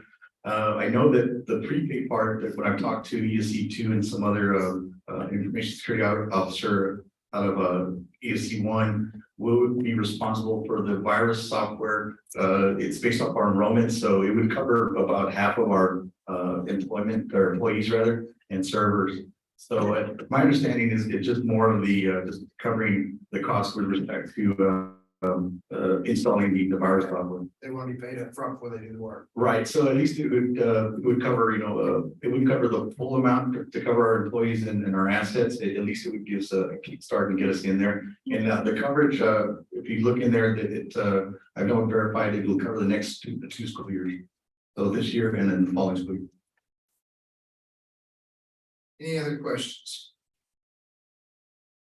If not, you heard the presentation and recommendation from administration. Do I hear a motion to approve the interlocal contract between the Department of Information Resources, DIR, and Kingsville Independent Schools?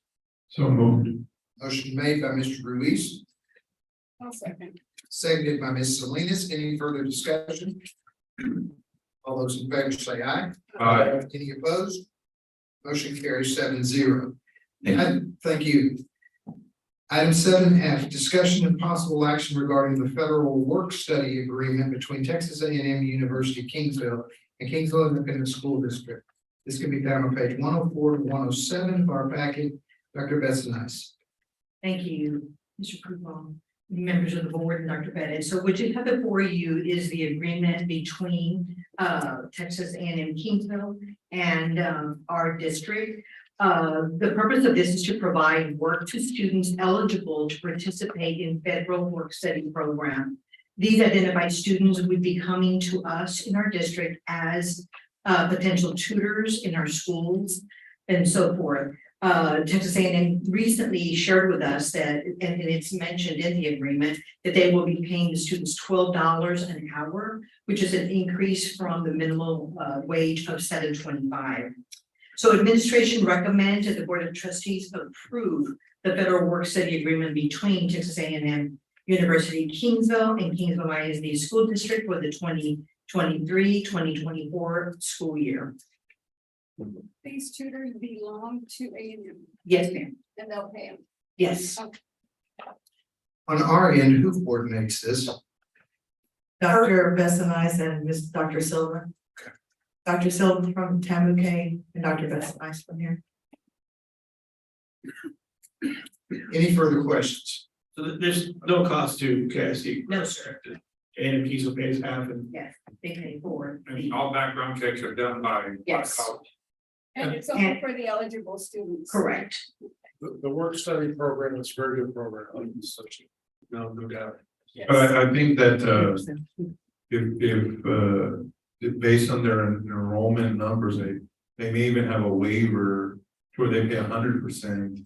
We don't have to match. I think I want to say that, I know Delmar does, we don't have to, so we actually, if a student works somewhere, we pay 100% of their salary. So Kingsville may have the same thing. I think it's a certain percentage of Hispanic enrollment. There's some other factor, but it may be 100%. Right. My understanding is Keith Okay. will not be incurring any of the costs. Okay. And Tenwood will. Not with this program. Awesome. All right, any further questions? If not, you've heard the recommendation by administration in the presentation, and I'll entertain a motion regarding the federal work study agreement between Texas A&M University Kingsville and Kingsville Independent School District. Their recommendation to approve as presented. Motion made by Ms. Salinas, I'll second the motion. seconded by Mr. Lucy. Any further discussion? If not, all those in favor say aye. Aye. Any opposition? Motion carries 7-0. 7G, discussion and possible action regarding Texas A&M University Kingsville Social Work Programs Agency Affiliation Agreement. This can be found on page 108 to 113 of our packet. Dr. Bessanice. Thank you. This year, actually this summer, I have been working closely with Mariah Boone, who is the social work field education director and assistant professor at the Texas A&M Kingsville. And she is with us. She joined us here tonight. The district will be utilizing a social work intern from Texas A&M Kingsville. This intern will be primarily working with our elementary campuses by providing support and community resources to campus students and their families. It is a recommendation of the administration that the board approve the Texas A&M University Kingsville Social Work Program Agency Agreement as presented.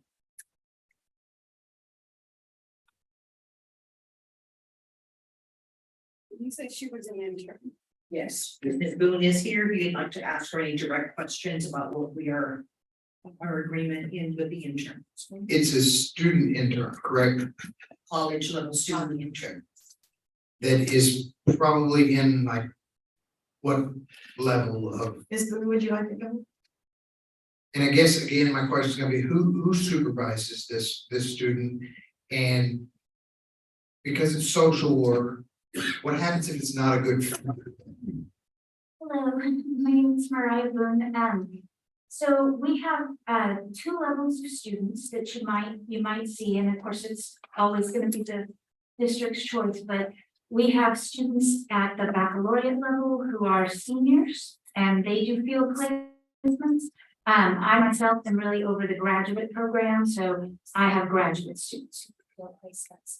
Normally, when we place a student in an agency like this, we have an MSW level social workers who work in the agency are the people who supervise the students.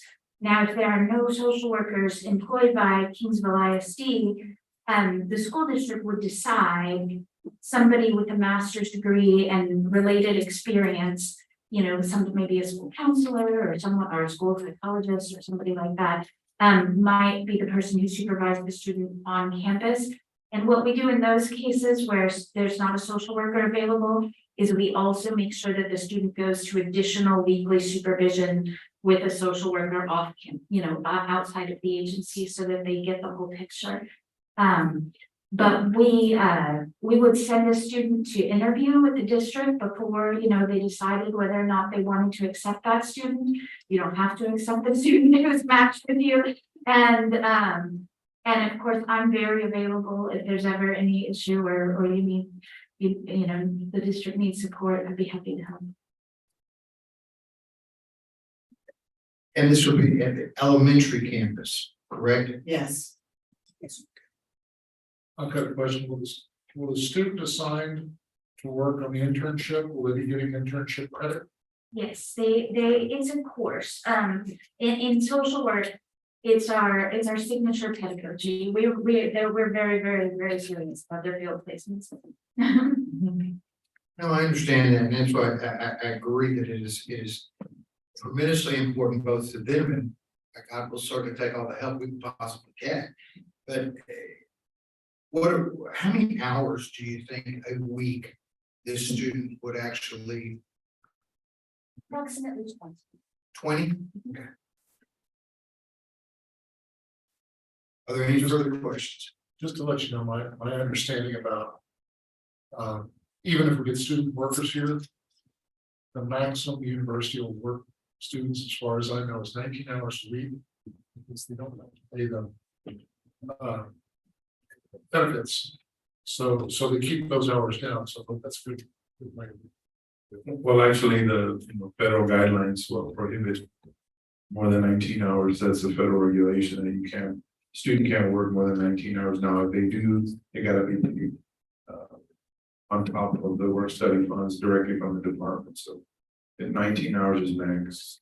So then whoever supervises here at the district level will hopefully get a stipend, right? Or Supervising that.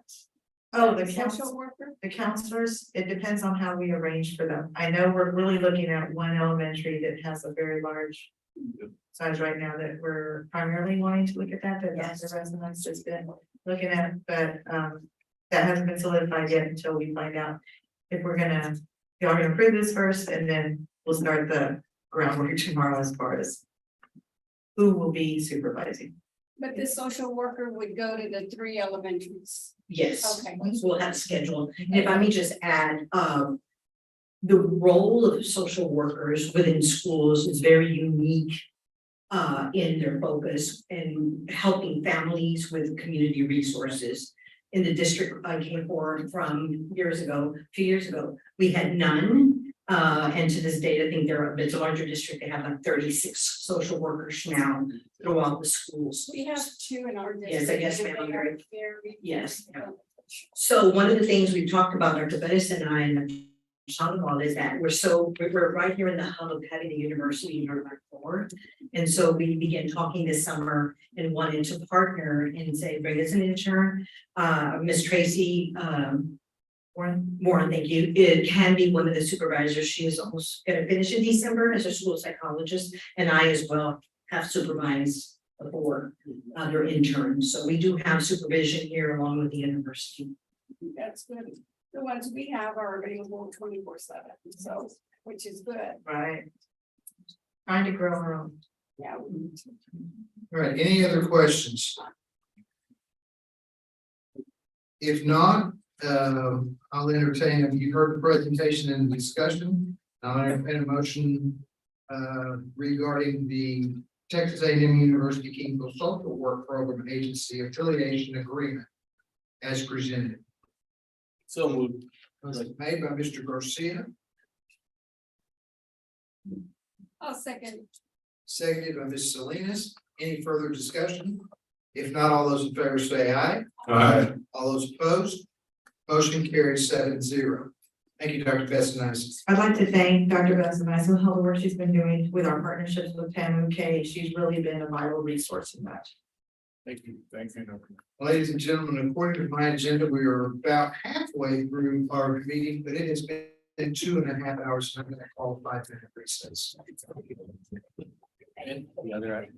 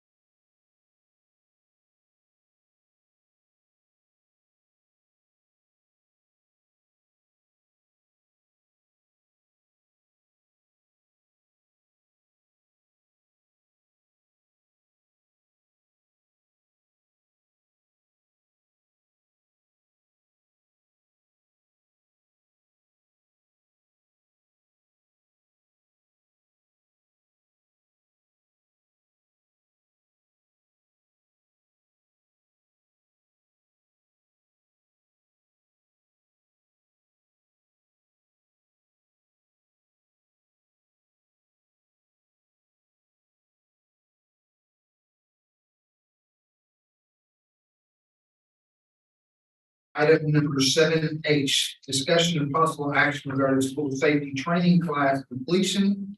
The Guardian plan, this can be found on page 114 to 115 of our packet. Dr. Sandoval.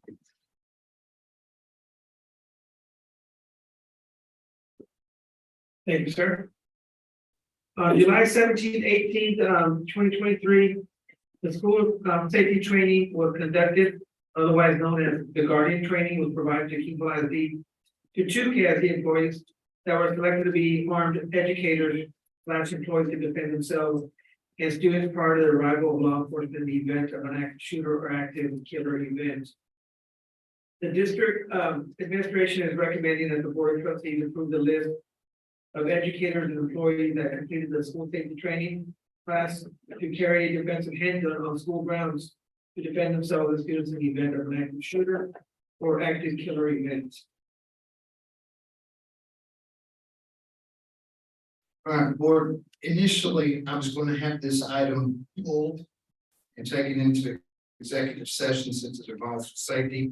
Up until this point, the policy allows for the superintendent to approve these on their own. You'll see a policy recommendation coming in a little while that says that this requires board approval. Because the individuals involved here are involved in our safety program, security program, or will be in the coming year. This item is going to be approved in open session. I am hesitant, it's my personal belief, and this is just my belief, it's not board policy. But I think it's important that we not specifically name these people. I think it lends itself to safety concerns both for them and for the district. But you'll see and in the future, when we do have within the Guardian plan, we will probably take these into closed session and then just approve them as discussed.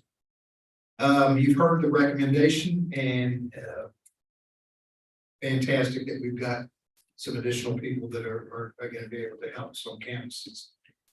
Is there a motion to approve these two as have completed the school safety class training to be allowed to carry handguns on school campus to defend themselves and students? Motion made by Mr. Morales. Seconded by Ms. Salinas. Any further discussion? Yes, I think that in the future, that it's a good idea to do this. Back and not, please, you said not mentioning names, not here, but I think we should reference that today is the day. That's my only statement. All right, any further discussion? If not, all those in favor say aye. Aye. Any opposition? Motion carries 7-0. Dr. Sandoval's going to make arrangements to the podium there. All right, item 7I, discussion and possible action regarding first reading of localized policy update 120. It's going to be found on page 116 to 141 of our packet, and it includes CB local, state, and federal revenue sources, CKC local, safety programs, risk management, emergency plans, FFI local, student welfare, freedom from bullying, FNG local, student rights and responsibilities, student and parent complaints and grievances, and FO local, student discipline. Dr. Sandoval. Thank you, Mr. Cooper. You saved me some time. Review those policies. So I'm going to go through it pretty quickly. This is our first reading. We'll have another opportunity down the road to make any changes. You want to make any changes? We'll still take any questions, but we'll have plenty of time to look over these policies, make any additional changes that you may want to make. So this is the first reading of update 120, which include revisions to legal policies based on updates to the Texas Education Code. These recommendation changes to local policies address the following topics: state and federal revenue sources, emergency plans, student and parent complaint grievances, and student discipline. These are the 5 policies that will be reviewed today. CB locals are first, as recommended by TEA. Newly recommended text requires the district to give public notice of federal grant applications by providing information at board meetings and publicizing information on the district website. The new text also affirms that the district will comply with the requirements for receiving public input regarding such applications. Further, the policy authorizes superintendent to approve the plan for use of the grant or award. CKC local, this is Education Code 37 requires a district multi-hazard emergency operations plan to include responding to a trainer derailment near a district school if a district facility is within 1,000 yards of a railroad track. New recommended local policy text incorporates this requirement into the list of procedures that must be addressed. In addition, TASB recommends adjustments in providing provision regarding the superintendent's authorization to certain employees to possess firearm on district property. Key changes include the following: establish the authority to both the superintendent and the board of trustees to revoke an employee's authorization, and clarify that the procedure to implement this security program are detailed in the district emergency operation plans. FFI local, revisions to this district bullying policy must address prevention and mediation of bullying incidents and comply with minimum standards adopted by TA. FNG local, revisions to the local policy are a recommendation that other complaint processes to: 1, clarify how special education complaints are addressed; 2, encompass all instructional resources and policies; and 3, reference the required hearing procedures for eligible disputes under the school nutrition program. And the last one under this 120 revision is FO local. Recommended revisions to the local policy are to clarify circumstances when restraints may be used generally to more prominently address restraints of students who receive special education services. Any questions regarding those 5 policies? I do have a question on CD local. It said here that you need publish on the district website. Correct. I just need to add which website real quickly. Are we talking about social media or the? It'll be the district agency website. Good. And then it said what, you have to have a planning meeting? We have to plan to coordinate, and also we did give public notice, give people an opportunity to have public input on the planning center. And then let the board know. Yeah. And the board needs to be aware of how we spend that money. And authorize that grant funds, yeah. Any further questions? Okay, board, we have been provided the information from TASB. It's been summarized by Dr. Sandoval. You've got the actual text there showing the revisions that are being proposed. Having received all of that, is there a motion to approve the first reading of these localized policy update 120? So move. Motion made by Mr. Ruiz, Second. seconded by Ms. Salinas. Any further discussion? All those in favor say aye. Aye. Any opposition? Motion carries 7-0. Item 7J, discussion and possible action regarding first reading of localized policy update 121. This can be found on page 142 to 202 of our packet, and it includes CFB local accounting, inventories, CLB local buildings, grounds, and equipment management and maintenance, CRF local insurance and annuities management, unemployment insurance, CDA local facilities construction competitive bidding, CDB local facilities constructions competitive sealed proposals, DEA local compensation and benefits compensation plans, FD local admissions, and FFI local student welfare freedom from bullying. Dr. Sun. Thank you, Mr. Cooper. So this is the last or update that we've had 121. So once we approve the both readings of 120, 121, we will be up to date on our current policy. So the first reading of update 121 and keep revisions to the local policies based on legislative and regulatory changes. Changes to the local policies offered by consider to address the following topics: fixed assets, integrated pest control, unemployment, competitive bidding, competitive seal bill proposals, compensation plans, admission, and bullying. So these are 8 policies we'll be reviewing in regards to update 121. To begin with CFB local. Revisions regarding the capitalization threshold are based on amended guidance from GASB implemented guide 2021-1, question 5.1 regarding the capitalization of assets with individual acquisition costs below the threshold. If the assets in the aggregate are significant, the amended guidance applies to reporting period beginning after June 15, 2023. CLB local. Administrative code rules regarding integrated pest management, IPM, were amended to include district-owned residential property among the district facilities, subject to the IPM requirements. All the changes to the rules add residential property to the buildings and grounds subject to IPM requirements. It is our understanding from the Texas Department of Agriculture that this inclusion is intended to apply only to district-owned residential property that's primarily used as student housing. CRF local.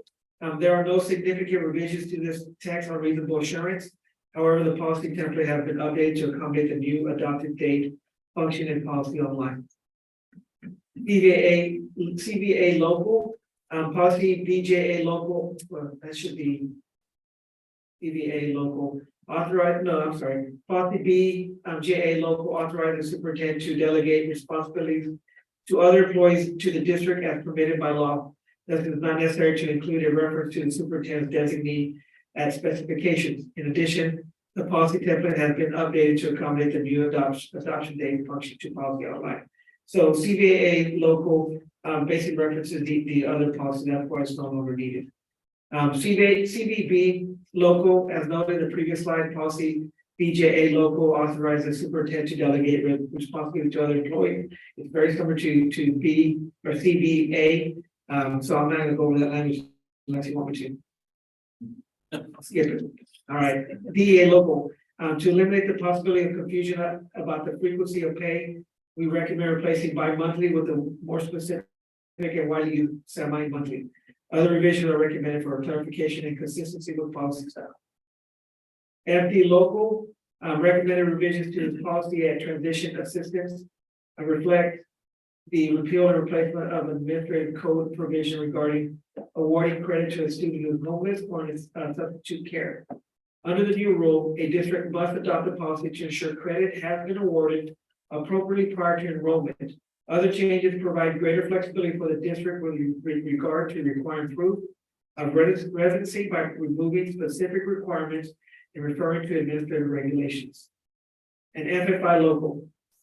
The minimum standards for bullying prevention completed by TA on January 31st, 2023 include a requirement for positive revision or reporting bullying incidents. Existing policy language addresses reporting by students and staff. The revisions are recommended to address the new minimum standards. Those are the 8 policies being recommended for update 121. Any questions that you have regarding those 8 policies? Okay, board, you've received the information from TASB Policy Services summarized by Dr. Sandoval regarding these 8 proposed revisions. Is there a motion to approve the first reading of these revisions? Motion made by Ms. Salinas. Second motion. Seconded by Mr. Glusing. Any further discussion? If not, all those in favor say aye. Aye. Any opposition? Motion carries 7-0. Thank you. Thank you. Item 7K. Discussion and possible action regarding the notice of public hearing date time to discuss the 2023-2024 proposed budget proposed tax rate. This can be found on page 203 of our packet. Dr. Jones.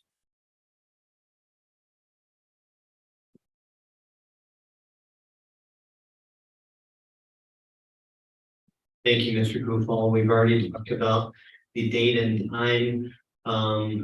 Apologize for the oversight there. It has been moved back a week to August the 29th at 5:00 p.m. for the public meeting. And then immediately following would be the approval at 5:30 for the budget and tax rate. I'll take any questions you have. August 29th. August 29th. Yes.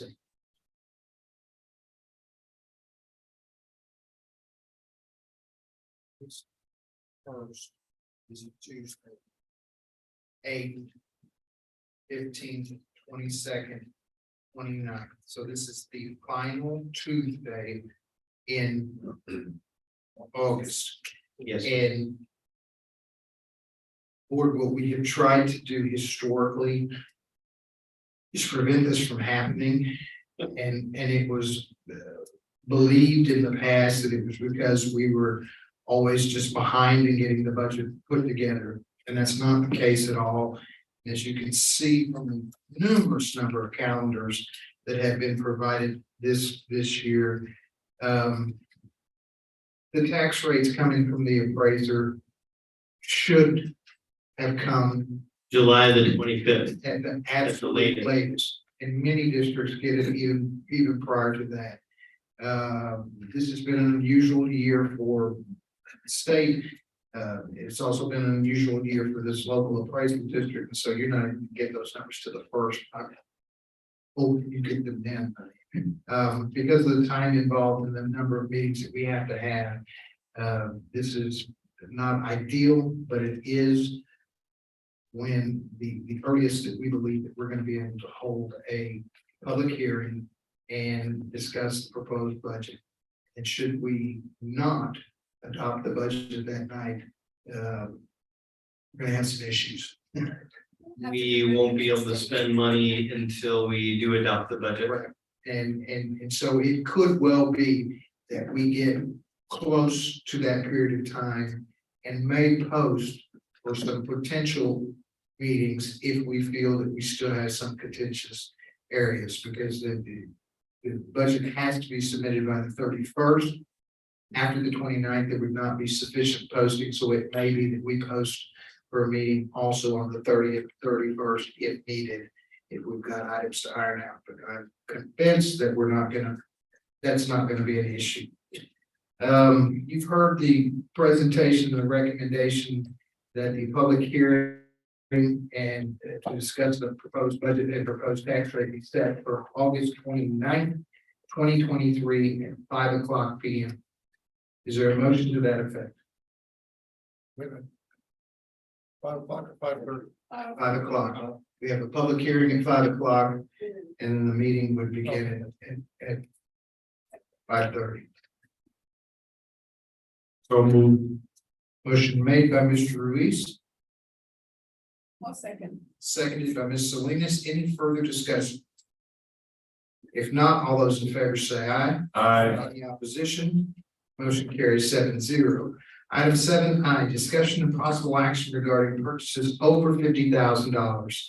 This can be found on page 204 to 205 of our packet. Dr. Pitts. Thank you, Mr. Goodall.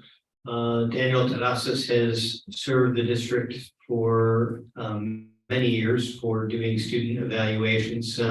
Anytime a vendor goes over 50,000, it does need board approval. He was approved for the 2022-2023 year. He has already submitted his proposal for 2023-2024. We will take any questions. So we're asking for approval for the coming year. That's correct.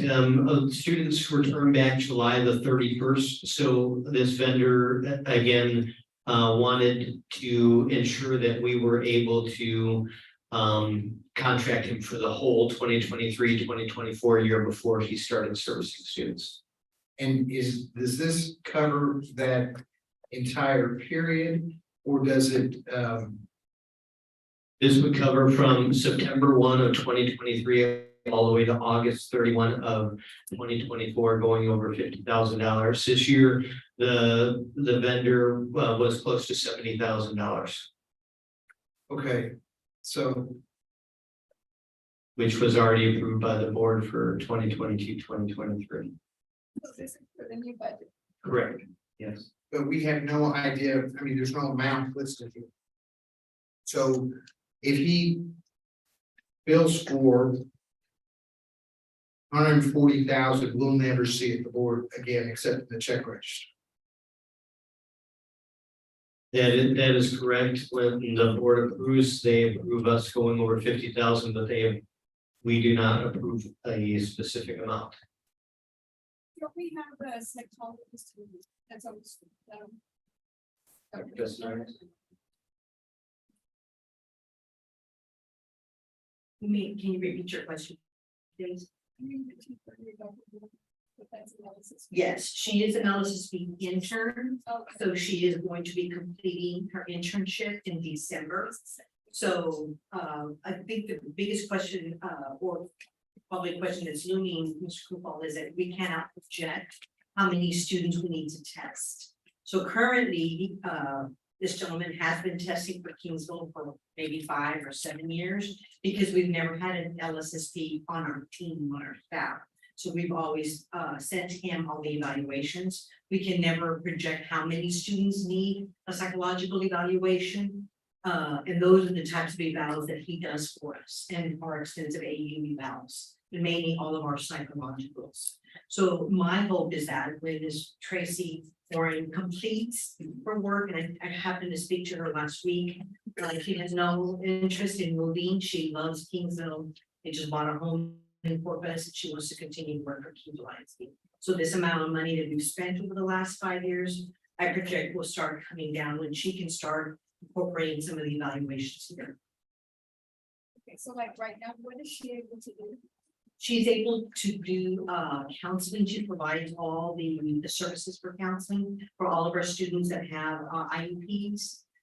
She also observes testing. She's done some evaluations, but she's still under the internship program. So it's under the supervision of an LSSP who's signing off her reports. And this all comes out of federal funding, right? No, okay, let me just a second.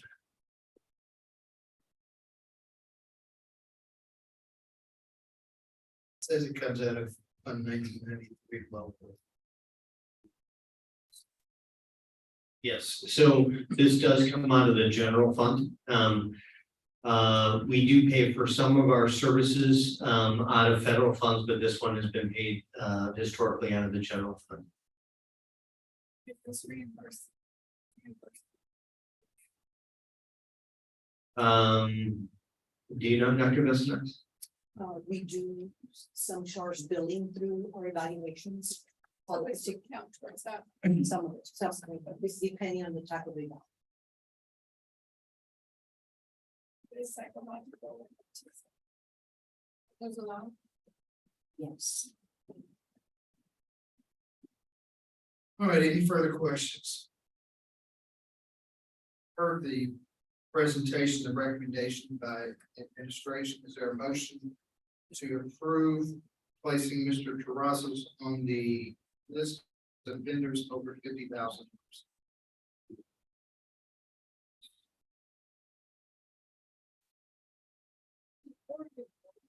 When I have a problem with these expenditures for like.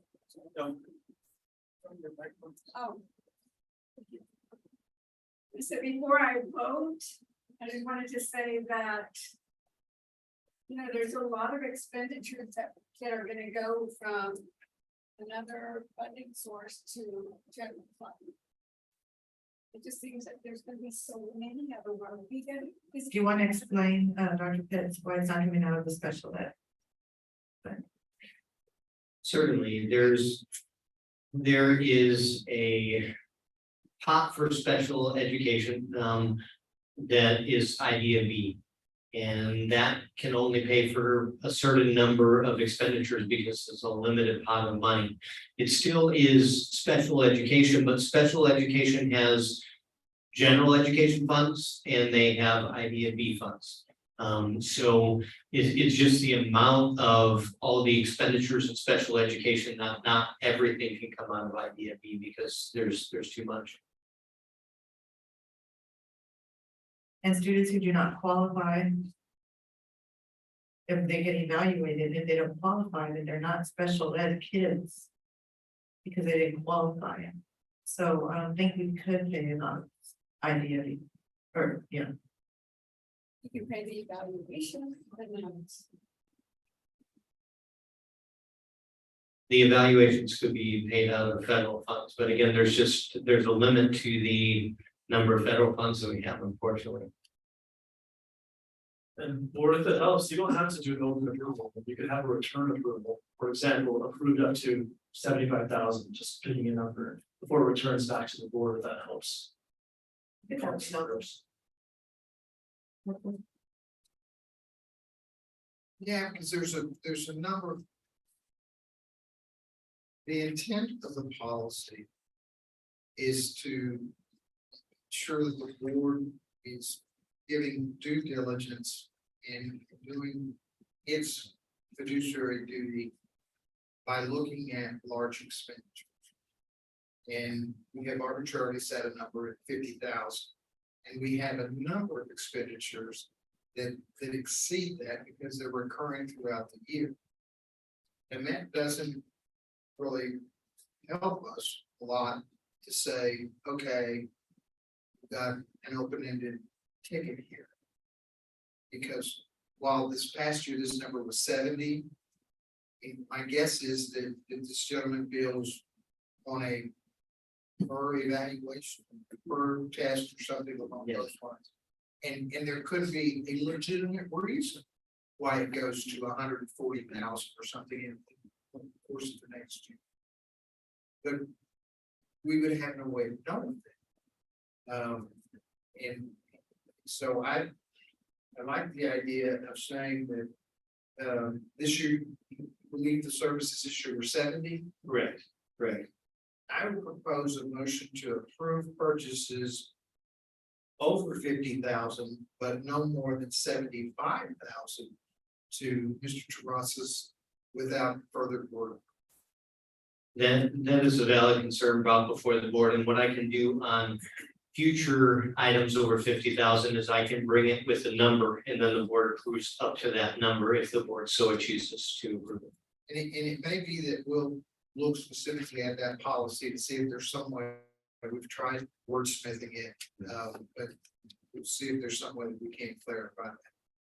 So there's a motion on the floor right now to approve over 50, but not more than $75,000 worth of expenses during the 2023-2024 school year for Daniel Terrasas.